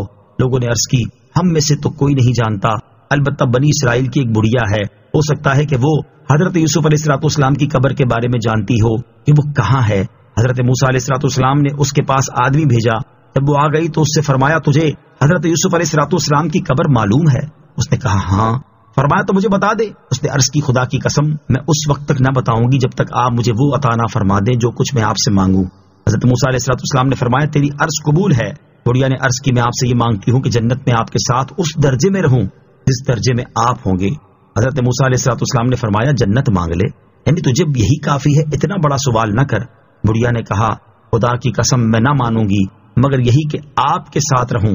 حضرت موسیٰ علیہ السلام اس سے یہی رد و بدل کرتے رہے۔ اللہ تعالیٰ نے وحی بھیجی، اے موسیٰ وہ جو مانگ رہی ہے تم اسے وہی عطا کر دو کہ اس میں تمہارا کچھ نقصان نہیں۔ حضرت موسیٰ علیہ السلام نے اسے جنت میں اپنی رفاقت عطا فرما دی اور اس نے حضرت یوسف علیہ السلام کی قبر بتا دی، اور حضرت موسیٰ علیہ السلام ناش مبارک کو ساتھ لے کر دریا پار کر گئے۔ اعلیٰ حضرت امام احمد رضا خان نے اپنی تصنیف الامن والعلا میں یہ حدیث پاک نقل کر کے اس کے تحت 7 نکات بیان فرمائے ہیں۔ ان کا خلاصہ یہ ہے کہ حضور اقدس علیہ السلام کے اس ارشاد جو جی میں آئے مانگ میں صراحت کے ساتھ عموم موجود ہے کہ جو دل میں آئے مانگ لے، ہم سب کچھ عطا فرمانے کا اختیار رکھتے ہیں۔ صحابہ کرام نے اعرابی کو اختیار ملنے پر رشک فرمایا، اس سے معلوم ہوا کہ ان کا عقیدہ یہی تھا کہ حضور اقدس علیہ السلام کا ہاتھ اللہ تعالیٰ کی رحمت کے تمام خزانوں اور دنیا و آخرت کی ہر نعمت پر پہنچتا ہے، یہاں تک کہ سب سے اعلیٰ نعمت یعنی جنت جسے چاہے بخش دے۔ اختیار عام ملنے کے بعد اعرابی نے جو مانگا اس پر حضور پرنور علیہ السلام کا تعجب فرمانا اور بنی اسرائیل کی بڑھیا کی مثال دینا اس بات کی دلیل ہے کہ اگر وہ جنت کا اعلیٰ سے اعلیٰ درجہ مانگتا تو آپ علیہ السلام وہی اسے عطا فرما دیتے۔ بڑھیا کا حضرت موسیٰ علیہ السلام سے جنت میں ان کی رفاقت کا سوال کرنا اور حضرت موسیٰ علیہ السلام کا یہ سوال سن کر غضب و جلال میں نہ آنا بلکہ اس سے یہ کہنا کہ ہم سے جنت مانگ لو، اور اللہ تعالیٰ کا حضرت موسیٰ علیہ السلام کو بڑھیا کی طلب کے مطابق عطا فرمانے کا حکم دینا اور حضرت موسیٰ علیہ السلام کا بڑھیا کو جنت میں اپنی رفاقت عطا فرما دینا، یہ سب شواہد اس بات کی دلیل ہیں کہ اللہ تعالیٰ اپنے محبوب بندوں کو بے پناہ اختیارات عطا فرماتا ہے، اور وہ اللہ تعالیٰ کی عطا سے مخلوق میں جنت اور اس کے درجات تک تقسیم فرماتے ہیں۔ اس سے یہ بھی معلوم ہوا کہ مخلوق کا ان سے جنت اور اس کے اعلیٰ درجات مانگنا شرک ہرگز نہیں ہے۔ وَإِنَّ لَهُ عِندَنَا لَزُلْفَىٰ وَحُسْنَ مَآبٍ۔ ترجمہ، اور بے شک اس کے لیے ہماری بارگاہ میں ضرور قرب اور اچھا ٹھکانہ ہے۔ وَإِنَّ لَهُ عِندَنَا، اور بے شک اس کے لیے ہماری بارگاہ میں۔ اس سے پہلی آیات میں وہ نعمتیں بیان کی گئیں جو حضرت سلیمان علیہ السلام کو دنیا میں عطا کی گئیں، اور اس آیت میں آپ علیہ السلام پر آخرت میں کی جانے والی نعمتوں کا ذکر ہے۔ چنانچہ ارشاد فرمایا کہ دنیا میں اس عظیم سلطنت کے ساتھ ساتھ حضرت سلیمان علیہ السلام کے لیے آخرت میں بھی ہماری بارگاہ میں قرب اور اچھا ٹھکانہ ہے، اور وہ ٹھکانہ جنت ہے۔ اس سے معلوم ہوا کہ انبیاء کرام علیہ السلام بارگاہ الہی میں بڑی عزت و وجاہت والے ہوتے ہیں۔ وَاذْكُرْ عَبْدَنَا أَيُّوبَ إِذْ نَادَى رَبَّهُ أَنِّي مَسَّنِيَ الشَّيْطَانُ بِنُصْبٍ وَعَذَابٍ۔ ترجمہ، اور ہمارے بندے ایوب کو یاد کرو کہ جب اس نے اپنے رب کو پکارا کہ مجھے شیطان نے تکلیف اور ایذا پہنچائی ہے۔ وَاذْكُرْ عَبْدَنَا أَيُّوبَ، اور ہمارے بندے ایوب کو یاد کرو۔ اس سے پہلی آیت میں حضرت داؤد علیہ السلام اور حضرت سلیمان علیہ السلام کا واقعہ بیان کیا گیا۔ یہ دونوں وہ مبارک ہستیاں ہیں جنہیں اللہ تعالیٰ نے بے شمار نعمتیں عطا فرمائیں۔ اب اس آیت میں حضرت ایوب علیہ السلام کا واقعہ یاد دلایا جا رہا ہے، اور یہ وہ مبارک ہستی ہیں جنہیں اللہ تعالیٰ نے طرح طرح کی آزمائشوں کے ساتھ خاص فرمایا۔ ان واقعات کو بیان کرنے سے مقصود ان کی سیرت میں غور و فکر کرنا ہے۔ گویا کہ اللہ تعالیٰ نے ارشاد فرمایا کہ اے پیارے حبیب علیہ السلام، آپ اپنی قوم کی جہالت پر صبر فرمائیں، کیونکہ دنیا میں حضرت داؤد اور حضرت سلیمان علیہ السلام سے زیادہ نعمت، مال اور وجاہت والا کوئی نہیں تھا، اور حضرت ایوب علیہ السلام سے زیادہ مشقت اور آزمائش میں مبتلا ہونے والا کوئی نہ تھا۔ آپ ان انبیاء کرام علیہ السلام کے احوال میں غور فرمائیں تاکہ آپ جان جائیں کہ دنیا کے احوال کسی کے لیے ایک جیسے نہیں ہوتے، اور یہ بھی جان جائیں کہ عقل مند کو مشکلات پر صبر کرنا چاہیے۔ انی مسنی الشیطان بنصب وعذاب، مجھے شیطان نے تکلیف اور ایذا پہنچائی ہے۔ ایک قول یہ ہے کہ تکلیف اور ایذا سے آپ علیہ الصلوۃ والسلام کی بیماری اور اس کے شدائد مراد ہیں، اور ایک قول یہ ہے کہ اس سے مراد بیماری کے دوران شیطان کی طرف سے ڈالے جانے والے وسوسے ہیں جو کہ ناکام ہی ثابت ہوئے۔ حضرت ایوب علیہ الصلوۃ والسلام کو آزمائش میں مبتلا کیے جانے کے مختلف اسباب بیان کیے گئے ہیں۔ ابو البرکات عبداللہ بن احمد نصفی رحمۃ اللہ تعالی فرماتے ہیں، اللہ تعالیٰ نے کسی خطا کی وجہ سے حضرت ایوب علیہ الصلوۃ والسلام کو آزمائش میں مبتلا نہیں کیا، بلکہ آپ علیہ الصلوۃ والسلام کے درجات مزید بلند کرنے کے لیے آزمائش میں مبتلا کیا۔ اللہ تعالیٰ کے ادب اور تعظیم کا تقاضا، یاد رہے کہ اچھے برے تمام افعال جیسے ایمان، کفر، اطاعت اور معصیت وغیرہ کا خالق اللہ تعالیٰ ہے، اور ان افعال کو پیدا کرنے میں اللہ تعالیٰ کا کوئی شریک نہیں۔ برے افعال کو بھی اگرچہ اللہ تعالیٰ نے پیدا فرمایا ہے، لیکن اس کے ادب اور تعظیم کا تقاضا یہ ہے کہ کلام میں ان افعال کی نسبت اللہ تعالیٰ کی طرف نہ کی جائے۔ اسی ادب کی وجہ سے حضرت ایوب علیہ الصلوۃ والسلام نے تکلیف اور ایذا پہنچانے کی نسبت شیطان کی طرف فرمائی ہے۔ اللہ تعالیٰ اپنے نیک بندوں کو آزماتا ہے۔ اس آیت سے معلوم ہوا کہ اللہ تعالیٰ اپنے نیک بندوں کو آزماتا ہے۔ حدیث پاک میں ہے، حضرت سعد رضی اللہ تعالیٰ عنہ نے عرض کی، یا رسول اللہ صلی اللہ تعالیٰ علیہ وسلم، سب سے زیادہ سخت آزمائش کس کی ہوتی ہے؟ سید المرسلین صلی اللہ تعالیٰ علیہ وسلم نے ارشاد فرمایا، انبیاء کرام کی، پھر اپنے درجے کے حساب سے مقربین کی۔ آدمی کی آزمائش اس کے دین کے مطابق ہوتی ہے، اگر دین میں مضبوط ہو تو سخت آزمائش ہوتی ہے، اور اگر دین میں کمزور ہو تو اسی حساب سے آزمائش کی جاتی ہے۔ بندے کے ساتھ آزمائشیں ہمیشہ رہتی ہیں، یہاں تک کہ وہ زمین پر اس طرح چلتا ہے کہ اس پر کوئی گناہ نہیں ہوتا۔ نوٹ: حضرت ایوب علیہ الصلوۃ والسلام کی بیماری اور مال و اولاد کی ہلاکت کا تفصیلی بیان سورہ انبیاء کی آیت نمبر 83 اور 84 میں گزر چکا ہے۔ اركض برجلك هذا مغتسل بارد وشراب۔ ترجمہ: ہم نے فرمایا زمین پر اپنا پاؤں مارو، یہ نہانے اور پینے کے لیے پانی کا ٹھنڈا چشمہ ہے۔ اركض برجلك، ہم نے فرمایا زمین پر اپنا پاؤں مارو۔ اللہ تعالیٰ نے حضرت ایوب علیہ الصلوۃ والسلام کی دعا قبول فرمائی اور ان کی طرف وحی فرمائی کہ زمین پر اپنا پاؤں مارو۔ چنانچہ آپ علیہ الصلوۃ والسلام نے زمین پر پاؤں مارا تو اس سے میٹھے پانی کا ایک چشمہ ظاہر ہوا، اور آپ علیہ الصلوۃ والسلام سے کہا گیا کہ یہ نہانے اور پینے کے لیے پانی کا ٹھنڈا چشمہ ہے۔ چنانچہ آپ علیہ الصلوۃ والسلام نے اس چشمے سے پانی پیا اور غسل کیا، اور اللہ تعالیٰ نے آپ علیہ الصلوۃ والسلام کے تمام ظاہری و باطنی مرض اور تکلیفیں دور فرما دیں۔ وَوَهَبْنَا لَهُ أَهْلَهُ وَمِثْلَهُم مَّعَهُمْ رَحْمَةً مِّنَّا وَذِكْرَىٰ لِأُولِي الْأَلْبَابِ۔ ترجمہ: اور ہم نے اپنی رحمت کرنے اور عقل مندوں کی نصیحت کے لیے اسے اس کے گھر والے اور ان کے برابر اور عطا فرما دیے۔ وَوَهَبْنَا لَهُ أَهْلَهُ، اور ہم نے اسے اس کے گھر والے عطا فرما دیے۔ حضرت حسن اور حضرت قتادہ رضی اللہ تعالیٰ عنہما سے مروی ہے کہ حضرت ایوب علیہ الصلوۃ والسلام کی جو اولاد مر چکی تھی، اللہ تعالیٰ نے اس کو دوبارہ زندہ کیا اور اپنے فضل و رحمت سے اتنے ہی اور عطا فرمائے۔ وَذِكْرَىٰ لِأُولِي الْأَلْبَابِ، اور عقل مندوں کی نصیحت کے لیے، یعنی ہم نے حضرت ایوب علیہ الصلوۃ والسلام کو آزمائش میں مبتلا کیا تو انہوں نے صبر کیا، پھر ہم نے ان کی آزمائش ختم فرما دی اور ان کی تکلیفیں دور کر دی تو انہوں نے شکر کیا۔ اس میں عقل مندوں کے لیے نصیحت ہے کہ وہ مصیبت آنے پر واویلا کرنے کی بجائے صبر کرے اور مصیبت سے خلاصی پانے کے بعد اللہ تعالیٰ کا شکر ادا کیا کرے۔ وَخُذْ بِيَدِكَ ضِغْثًا فَاضْرِب بِّهِ وَلَا تَحْنَثْ إِنَّا وَجَدْنَاهُ صَابِرًا نِعْمَ الْعَبْدُ إِنَّهُ أَوَّابٌ۔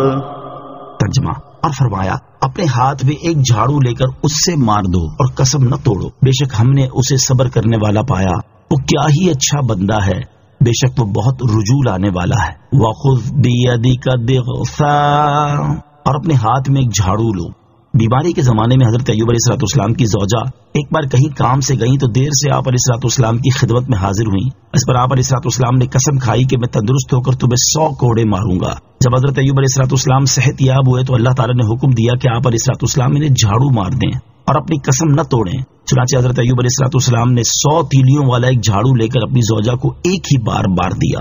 حضرت ایوب علیہ الصلوۃ والسلام کی قسم کھانے کا ایک سبب اوپر بیان ہوا، اور دوسرا سبب بیان کرتے ہوئے اعلیٰ حضرت امام احمد رضا خان رحمۃ اللہ تعالی فرماتے ہیں، حضرت سیدنا ایوب علیہ الصلوۃ والسلام اللہ تعالیٰ کے پیارے نبی ہیں کہ آزمائش و ابتلا کے دور میں آپ کی پاکیزہ بیوی جن کا نام رحمہ بنت آفرائیم یا میشا بنت یوسف بن یعقوب بن اسحاق بن ابراہیم علیہ الصلوۃ والسلام تھا، وہ آپ کے لیے محنت و مزدوری کر کے خوراک مہیا فرماتی تھیں۔ ایک دن انہوں نے حضرت ایوب علیہ الصلوۃ والسلام کی خدمت میں زیادہ کھانا پیش کیا تو حضرت ایوب علیہ الصلوۃ والسلام کو گمان ہوا کہ شاید وہ کسی کا مال خیانت کے ذریعے حاصل کر لائی ہیں۔ اس پر آپ کو غصہ آیا تو آپ نے قسم کھائی کہ اس کو 100 چھڑی ماروں گا۔ آگے تفصیل وہی ہے جو اوپر بیان ہوئی۔ حضرت ایوب علیہ الصلوۃ والسلام کی زوجہ پر رحمت اور تخفیف کا سبب، مفسرین نے حضرت ایوب علیہ الصلوۃ والسلام کی زوجہ پر اس رحمت اور تخفیف کا سبب یہ بیان کیا ہے کہ بیماری کے زمانے میں انہوں نے اپنے شوہر کی بہت اچھی طرح خدمت کی اور آپ کے شوہر آپ سے راضی ہوئے تو اس کی برکت سے اللہ تعالیٰ نے آپ پر یہ آسانی فرمائی۔ شوہر کو خوش رکھنا بیوی کے لیے نہایت ثواب کا کام ہے اور تنگ کرنا اور ایذا پہنچانا سخت گناہ ہے۔ ہمارے ہاں بعض اوقات معمولی سی بات پر بیویاں شوہر سے طلاق کا مطالبہ کر دیتی ہیں اور یہ حرکت شوہر کے لیے نہایت تکلیف دہ ہوتی ہے۔ ایسی عورتوں کے لیے ان 3 احادیث میں بھی بہت عبرت اور نصیحت ہے۔ نمبر 1، ترمذی شریف کی حدیث ہے، حضرت ثوبان رضی اللہ تعالیٰ عنہ سے روایت ہے، رسول اللہ صلی اللہ تعالیٰ علیہ وسلم نے ارشاد فرمایا، جو عورت بغیر کسی حرج کے شوہر سے طلاق کا سوال کرے اس پر جنت کی خوشبو حرام ہے۔ حدیث نمبر 2، حضرت ثوبان رضی اللہ تعالیٰ عنہ سے روایت ہے، نبی کریم علیہ الصلوۃ والسلام نے ارشاد فرمایا، جس عورت نے بغیر کسی وجہ کے اپنے شوہر سے خلا لی تو وہ جنت کی خوشبو نہ سونگھ سکے گی۔ نمبر 3، حضرت معاذ رضی اللہ تعالیٰ عنہ سے روایت ہے، حضور اقدس صلی اللہ تعالیٰ علیہ وسلم نے فرمایا، جب عورت اپنے شوہر کو دنیا میں ایذا دیتی ہے تو حور عین کہتی ہیں، خدا تجھے قتل کرے، اسے ایذا نہ دے، یہ تو تیرے پاس مہمان ہے، ان قریب تجھ سے جدا ہو کر ہمارے پاس آئے گا۔ اللہ تعالیٰ ایسی عورتوں کو عقل سلیم اور ہدایت عطا فرمائے، آمین۔ شرعی ہیلوں کے جواز کا ثبوت، فقہائے کرام نے اس آیت سے شرعی ہیلوں کے جواز پر استدلال کیا ہے۔ چنانچہ فتاوی عالمگیری میں ہے، جو ہیلا کسی کا حق مارنے یا اس میں شبہ پیدا کرنے یا باطل سے فریب دینے کے لیے کیا جائے وہ مکروہ ہے، اور جو ہیلا اس لیے کیا جائے کہ آدمی حرام سے بچ جائے یا حلال کو حاصل کر لے وہ اچھا ہے۔ اس قسم کے ہیلوں کے جائز ہونے کی دلیل اللہ عز و جل کا یہ فرمان ہے، وَخُذْ بِيَدِكَ ضِغْثًا فَاضْرِب بِّهِ وَلَا تَحْنَثْ۔ ترجمہ، اور فرمایا اپنے ہاتھ میں ایک جھاڑو لے کر اس سے مار دو اور قسم نہ توڑو۔ البتہ یاد رہے کہ قابل اعتماد مفتیان کرام سے رہنمائی لیے بغیر عوام الناس کو کوئی ہیلا نہیں کرنا چاہیے، کیونکہ بعض ہیلوں کی شرعی طور پر اجازت نہیں ہوتی اور بعض اوقات ہیلا کرنے میں ایسی غلطی کر جاتے ہیں جس کی وجہ سے ہیلا ہوتا ہی نہیں۔ اِنَّا وَجَدْنَاهُ صَابِرًا، بے شک ہم نے اسے صبر کرنے والا پایا، یعنی بے شک ہم نے حضرت ایوب علیہ الصلوۃ والسلام کو جان، اولاد اور مال میں آزمائش پر صبر کرنے والا پایا، اور اس آزمائش نے انہیں اللہ تعالیٰ کی اطاعت سے نکل جانے اور کسی معصیت میں مبتلا ہو جانے پر نہیں ابھارا۔ وہ کیا ہی اچھا بندہ ہے، بے شک وہ اللہ تعالیٰ کی طرف بہت رجوع لانے والا ہے۔ حضرت عبداللہ ابن مسعود رضی اللہ عنہ سے مروی ہے کہ حضرت ایوب علیہ الصلوۃ والسلام قیامت کے دن صبر کرنے والوں کے سردار ہوں گے۔ واذكر عبادنا إبراهيم وإسحاق ويعقوب أولي الأيدي والأبصار إنا أخلصناهم بخالصة ذكر الدار وَإِنَّهُمْ عِندَنَا لَمِنَ الْمُصْطَفَيْنَ الْأَخْيَارِ۔ ترجمہ، اور ہمارے بندوں ابراہیم اور اسحاق اور یعقوب کو یاد کرو جو قوت والے اور سمجھ رکھنے والے تھے، بے شک ہم نے انہیں کھری بات سے چن لیا، وہ اس آخرت کے گھر کی یاد ہے اور بے شک وہ ہمارے نزدیک بہترین چنے ہوئے بندوں میں سے ہیں۔ وَاذْكُرْ عِبَادَنَا إِبْرَاهِيمَ وَإِسْحَاقَ وَيَعْقُوبَ، اور ہمارے بندوں ابراہیم اور اسحاق اور یعقوب کو یاد کرو۔ اس آیت اور اس کے بعد والی 2 آیات کا خلاصہ یہ ہے کہ اے پیارے حبیب صلی اللہ تعالی علیہ وآلہ وسلم، ہمارے عنایتوں والے خاص بندوں حضرت ابراہیم علیہ الصلوۃ والسلام، ان کے بیٹے حضرت اسحاق علیہ الصلوۃ والسلام اور ان کے بیٹے حضرت یعقوب علیہ الصلوۃ والسلام کو یاد کریں کہ انہیں اللہ تعالیٰ نے علمی اور عملی قوتیں عطا فرمائیں، جن کی بنا پر انہیں اللہ تعالیٰ کی معرفت اور عبادات پر قوت حاصل ہوئی۔ بے شک ہم نے انہیں کھری بات سے چن لیا، اور وہ بات آخرت کے گھر کی یاد ہے کہ وہ لوگوں کو آخرت کی یاد دلاتے، کثرت سے آخرت کا ذکر کرتے، اور دنیا کی محبت نے ان کے دلوں میں جگہ نہیں پائی، اور بے شک وہ ہمارے نزدیک بہترین چنے ہوئے بندوں میں سے ہیں۔ وَإِنَّهُمْ عِندَنَا، اور بے شک وہ ہمارے نزدیک۔ امام فخر الدین رازی رحمۃ اللہ تعالی فرماتے ہیں، اس آیت سے علماء نے انبیاء کرام علیہ الصلوۃ والسلام کی عصمت یعنی گناہ سے پاک ہونے پر استدلال کیا ہے، کیونکہ اللہ تعالیٰ نے اس آیت میں انہیں کسی قید کے بغیر اخیار فرمایا، اور یہ بہتری ان کے تمام افعال اور صفات کو عام ہے۔ وَاذْكُرْ إِسْمَاعِيلَ وَالْيَسَعَ وَذَا الْكِفْلِ وَكُلٌّ مِّنَ الْأَخْيَارِ۔ ترجمہ، اور اسماعیل اور یسعا اور ذوالکفل کو یاد کرو، اور سب بہترین لوگ ہیں۔ وَاذْكُرْ إِسْمَاعِيلَ وَالْيَسَعَ وَذَا الْكِفْلِ، اور اسماعیل اور یسعا اور ذوالکفل کو یاد کرو، یعنی اے حبیب صلی اللہ تعالیٰ علیہ وسلم آپ حضرت اسماعیل، حضرت یسعا اور حضرت ذوالکفل علیہ الصلوۃ والسلام کے فضائل اور ان کے صبر کو یاد کریں، تاکہ ان کی سیرت سے آپ کو تسلی حاصل ہو، اور ان کی پاک خصلتوں سے لوگ نیکیوں کا ذوق و شوق حاصل کریں، اور وہ سب بہترین لوگ ہیں۔ یاد رہے کہ حضرت یسعا علیہ الصلوۃ والسلام بنی اسرائیل کے انبیاء میں سے ہیں، انہیں حضرت الیاس علیہ الصلوۃ والسلام نے بنی اسرائیل پر اپنا خلیفہ مقرر کیا، اور بعد میں انہیں نبوت سے سرفراز کیا گیا۔ حضرت ذوالکفل علیہ نبینا علیہ الصلوۃ والسلام کی نبوت میں اختلاف ہے، اور صحیح یہ ہے کہ وہ نبی ہیں۔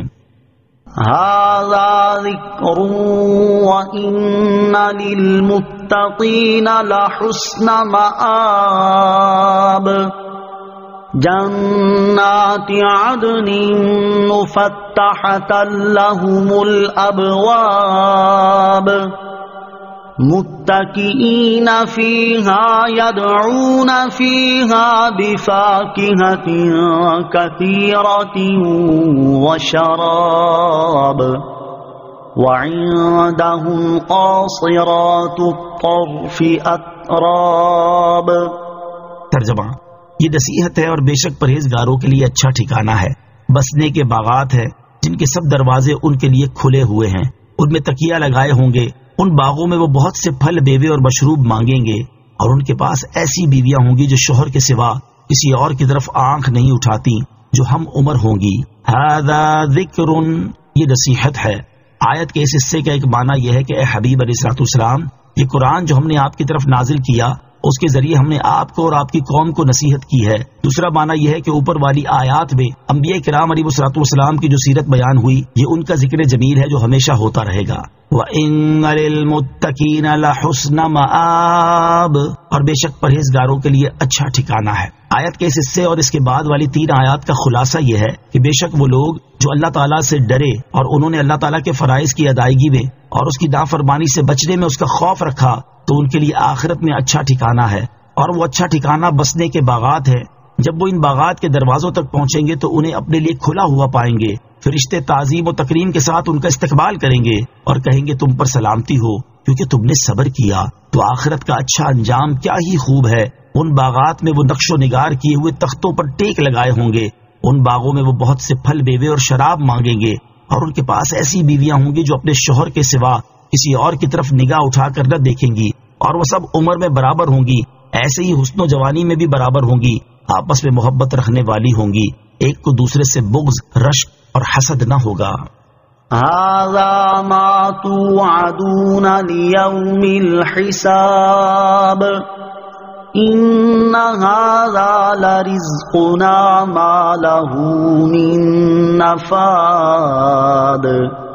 ترجمہ، یہ وہ ہے جس کا تمہیں حساب کے دن کے لیے وعدہ کیا جاتا ہے، بے شک یہ ہمارا رزق ہے، اس کے لیے کبھی ختم ہونا نہیں ہے۔ ھذا ما توعدون، یہ وہ ہے جس کا تمہیں وعدہ کیا جاتا ہے، یعنی فرشتے ان سے کہیں گے اے پرہیزگارو، یہ ثواب اور نعمتیں وہ ہیں جن کا حساب کے دن کے لیے نبی علیہ الصلوۃ والسلام کی زبان سے تمہیں وعدہ کیا جاتا ہے۔ ان ھذا لرزقنا، بے شک یہ ہمارا رزق ہے، یعنی پرہیزگاروں کے لیے جو انعام و اکرام ذکر کیا گیا یہ ہمارا عطا کردہ رزق ہے اور یہ ہمیشہ باقی رہے گا۔ هذا وَإِنَّ لِلطَّاغِينَ لَشَرَّ مَآبٍ جَهَنَّمَ يَصْلَوْنَهَا فَبِئْسَ الْمِهَادُ هذا فَلْيَذُوقُوهُ حَمِيمٌ وَغَسَّاقٌ وآخر من شکلہ ازواج۔ ترجمہ، نیکوں کے لیے تو یہ ہے، اور بے شک سرکشی کرنے والوں کے لیے برا ٹھکانہ ہے. جہنم ہے جس میں داخل ہوں گے تو وہ کیا ہی برا بچھونا ہے. یہ کھولتا پانی اور پیپ ہے تو جہنمی اسے چکھیں، اور اسی طرح کے دوسرے مختلف اقسام کے عذاب ہوں گے. ہذا، یہ اس سے پہلی آیات میں پرہیزگاروں کا ثواب بیان کیا گیا، اور اس آیت سے سرکشی کرنے والوں کی سزا بیان کی جا رہی ہے تاکہ وعدے کے بعد وعید کا اور ترغیب کے بعد ڈرانے اور خوف دلانے کا بیان ہو.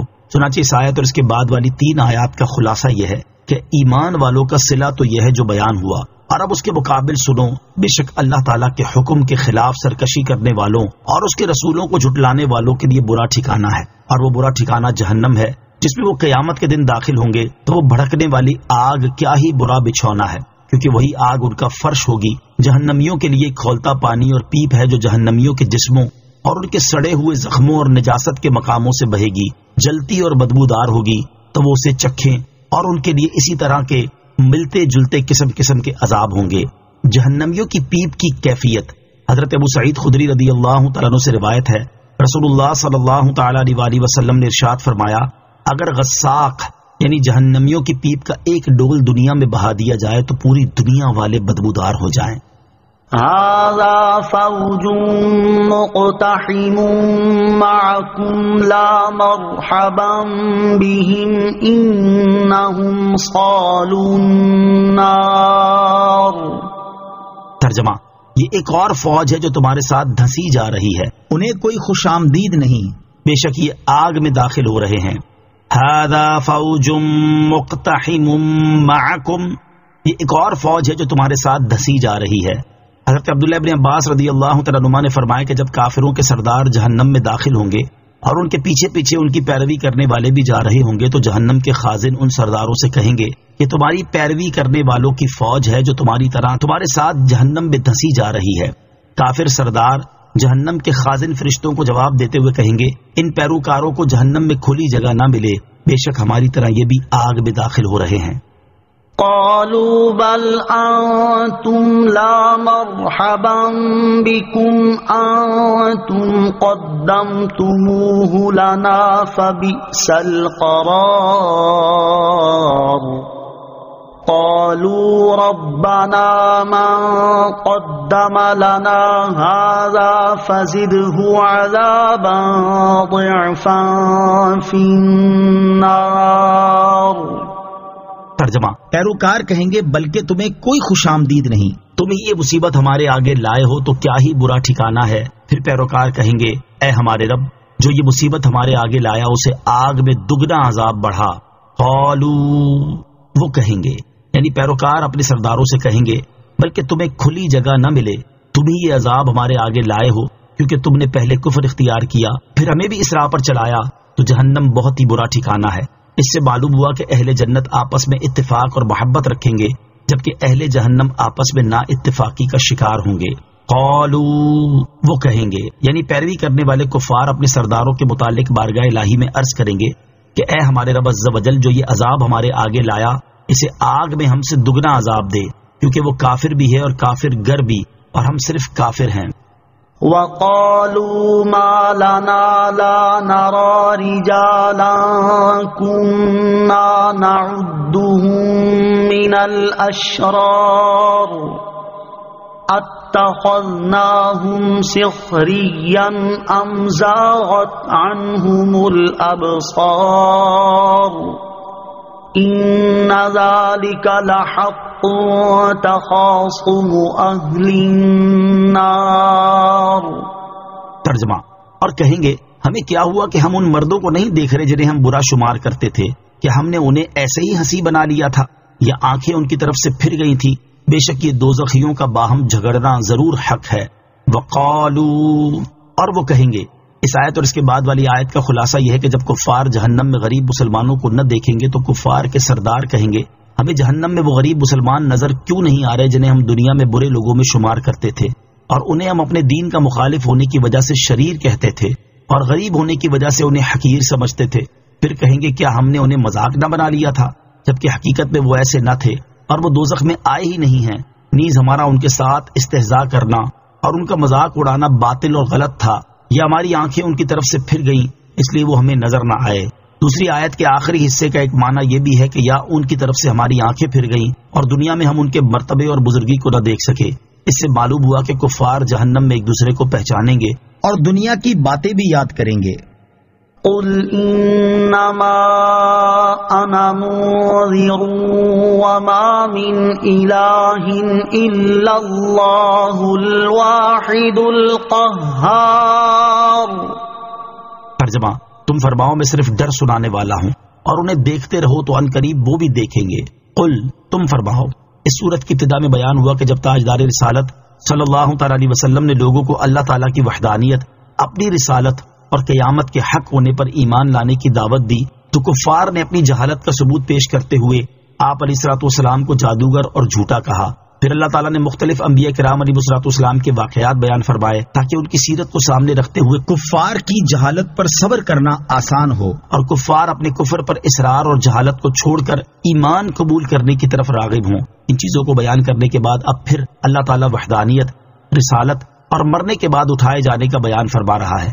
چنانچہ ارشاد فرمایا، اے حبیب علیہ الصلوۃ والسلام، آپ کفار مکہ سے فرما دیں کہ میں صرف تمہیں اللہ تعالیٰ کی طرف سے تمہارے کفر اور گناہوں کے بدلے عذاب کا ڈر سنانے والا ہوں، اور یہ بھی فرما دیں کہ اللہ تعالیٰ کے سوا اور کوئی معبود نہیں، وہ اکیلا ہے، وہ اپنی ذات، صفات اور افعال میں اصلاً شرک کو قبول نہیں کرتا، اس کی بارگاہ کے علاوہ اور کوئی جائے پناہ نہیں، وہ اپنے علاوہ ہر ممکن چیز پر غالب ہے، وہ آسمانوں اور زمین اور ان کے درمیان موجود تمام مخلوقات کا مالک ہے، تو یہ کس طرح ہو سکتا ہے کہ اس کا کوئی شریک ہو، اور اس کی شان یہ ہے کہ وہ عزت والا اور بڑا بخشنے والا ہے۔ مخلوق کا خوف دور کرنے کا وظیفہ۔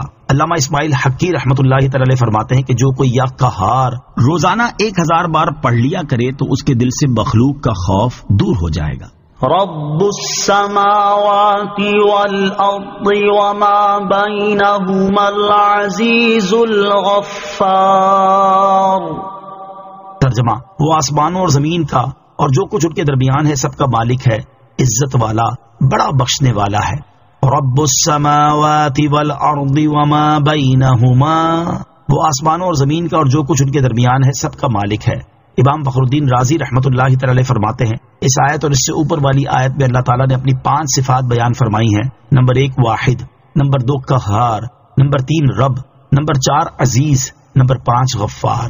اللہ تعالیٰ کی وحدانیت وہ چیز ہے کہ جس کے بارے میں اہل حق اور مشرکین کے درمیان اختلاف ہے، چنانچہ اللہ تعالیٰ نے اپنی صفت قہار بیان فرما کر اپنی وحدانیت پر استدلال فرمایا، اور یہ صفت اگرچہ اللہ تعالیٰ کی وحدانیت پر دلالت کرتی ہے لیکن صرف اسے سن کر لوگوں کے دلوں میں شدید خوف بیٹھ جاتا، اس لیے اللہ تعالیٰ نے اس کے بعد اپنی 3 وہ صفات بیان فرما دی جو اس کی رحمت، فضل اور کرم پر دلالت کرتی ہیں۔ پہلی صفت وہ آسمانوں اور زمین کا اور جو کچھ ان کے درمیان ہے سب کا رب ہے۔ اس صفت کی کامل معرفت اس وقت حاصل ہوگی جب زمین و آسمان کی تخلیق اور عناصر اربعہ وغیرہ میں اللہ تعالیٰ کی حکمت کے آثار میں غور و فکر کیا جائے، اور یہ ایک ایسا سمندر ہے جس کا کوئی ساحل ہی نہیں، لہٰذا جب تم ان چیزوں کی تخلیق میں اللہ تعالیٰ کی حکمت کے آثار میں غور کرو گے تو اس وقت اللہ تعالیٰ کے رب ہونے کو پہچان جاؤ گے۔ دوسری صفت اللہ تعالیٰ عزیز یعنی عزت اور غلبے والا ہے۔ اس صفت کو بیان کرنے کا فائدہ یہ ہے کہ اللہ تعالیٰ کے رب ہونے کا سن کر کوئی یہ کہہ سکتا تھا کہ ہاں اللہ تعالیٰ رب تو ہے لیکن وہ ہر چیز پر قادر نہیں۔ اللہ تعالیٰ نے اس بات کا جواب دے دیا کہ وہ عزیز ہے اور وہ ہر چیز پر غالب ہے جبکہ اس پر کوئی چیز غالب نہیں۔ تیسری صفت اللہ تعالیٰ بڑا بخشنے والا ہے۔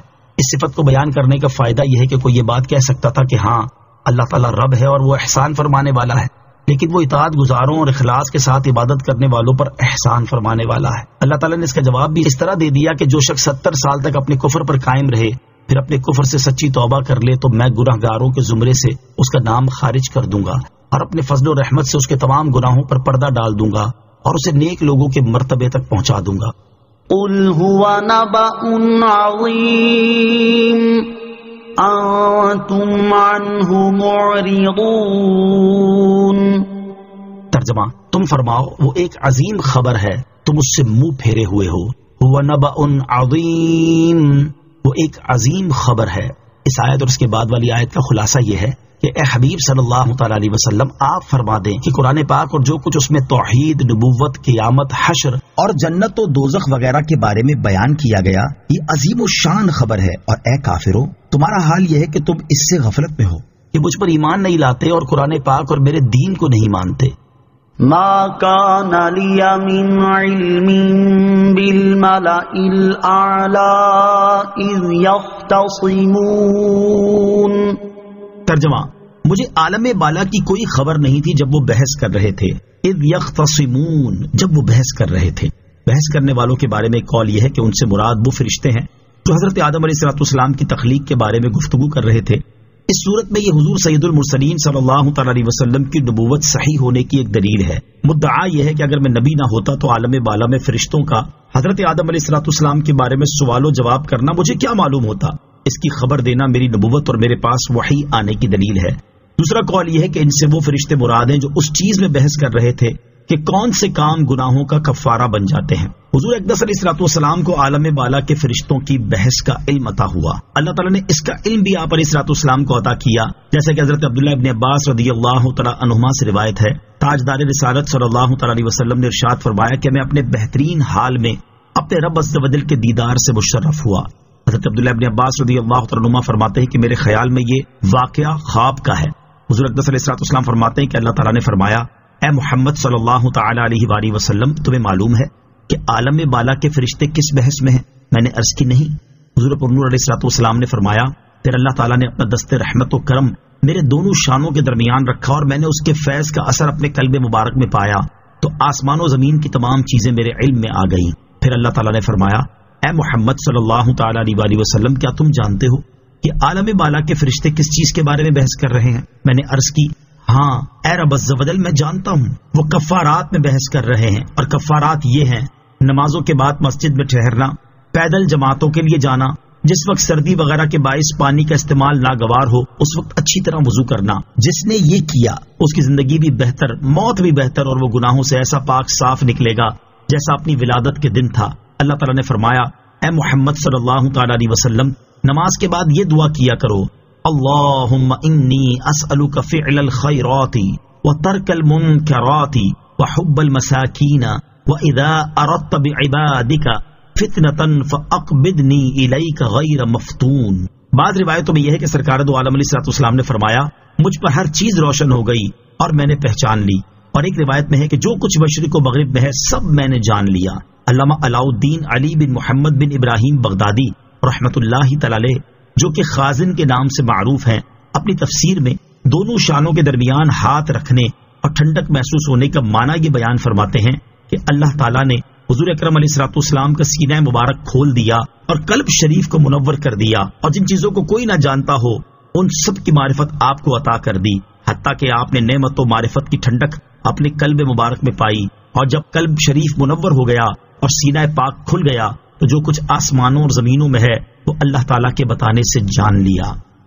یوحا الی الا انما انا نذیر مبین۔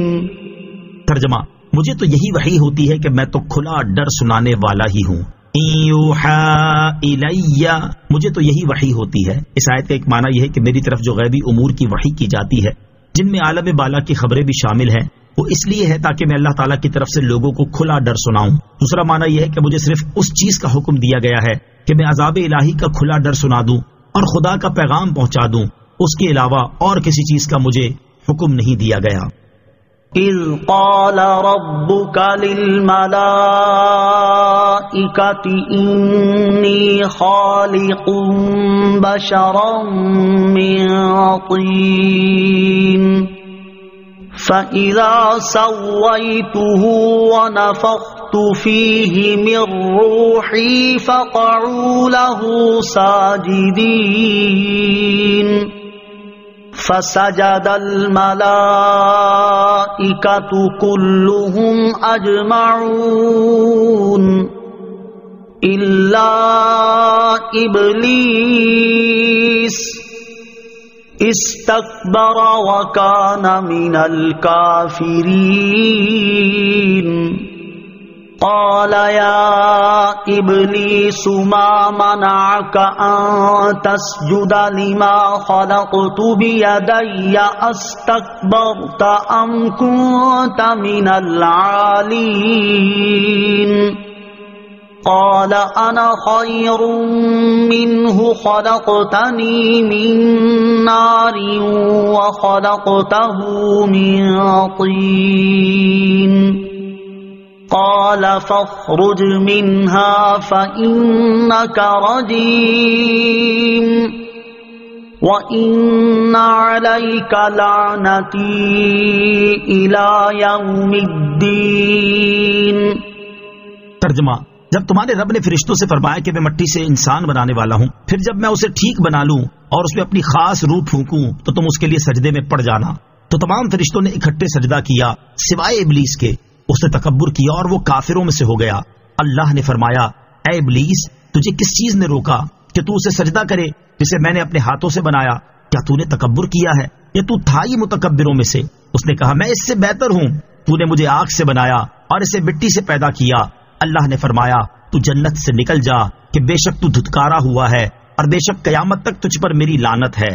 اذ قال ربک للملائکہ، جب تمہارے رب نے فرشتوں سے فرمایا۔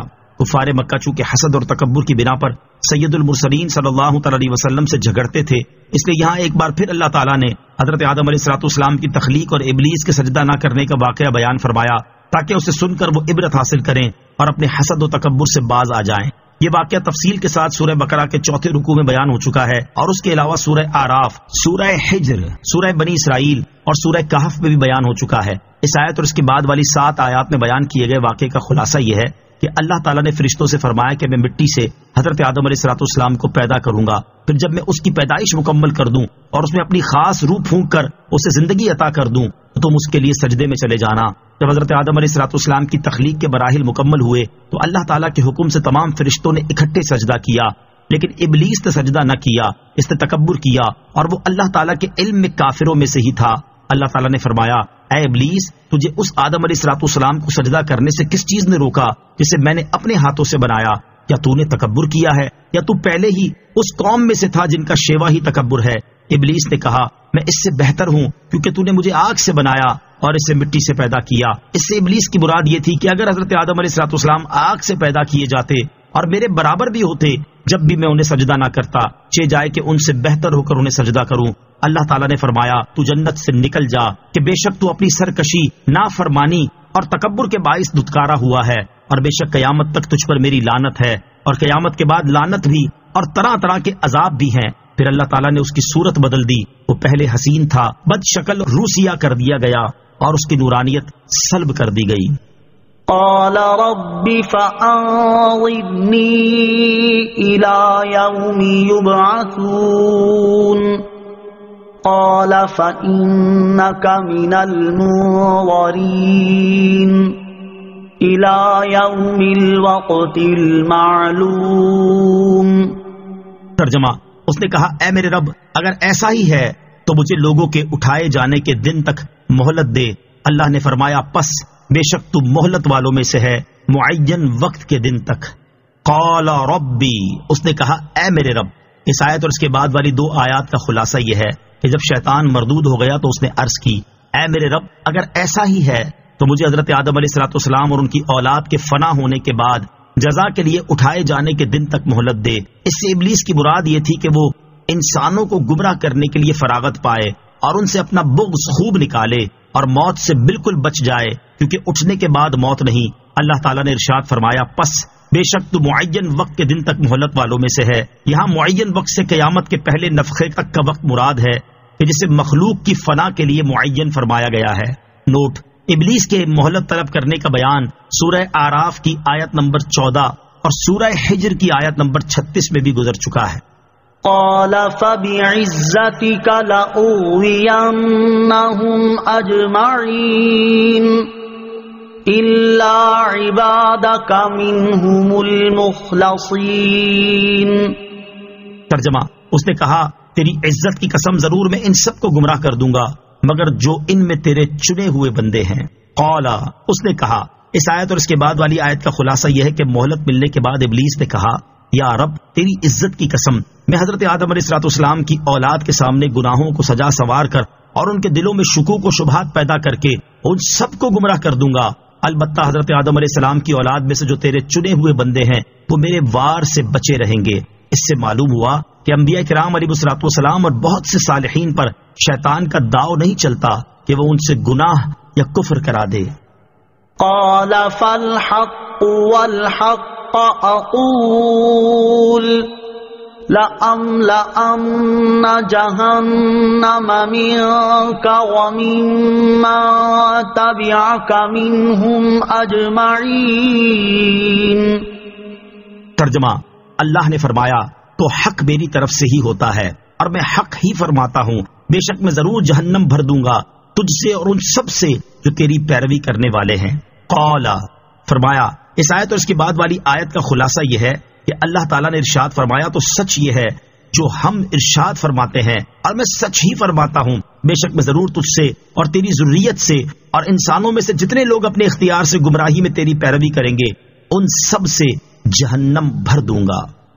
قل ما اسألكم عليه من اجر وما انا من المتكلفين ان هو الا ذکر للعالمین وَلَتَعْلَمُنَّ نَبَأَهُ بَعْدَ حِينٍ۔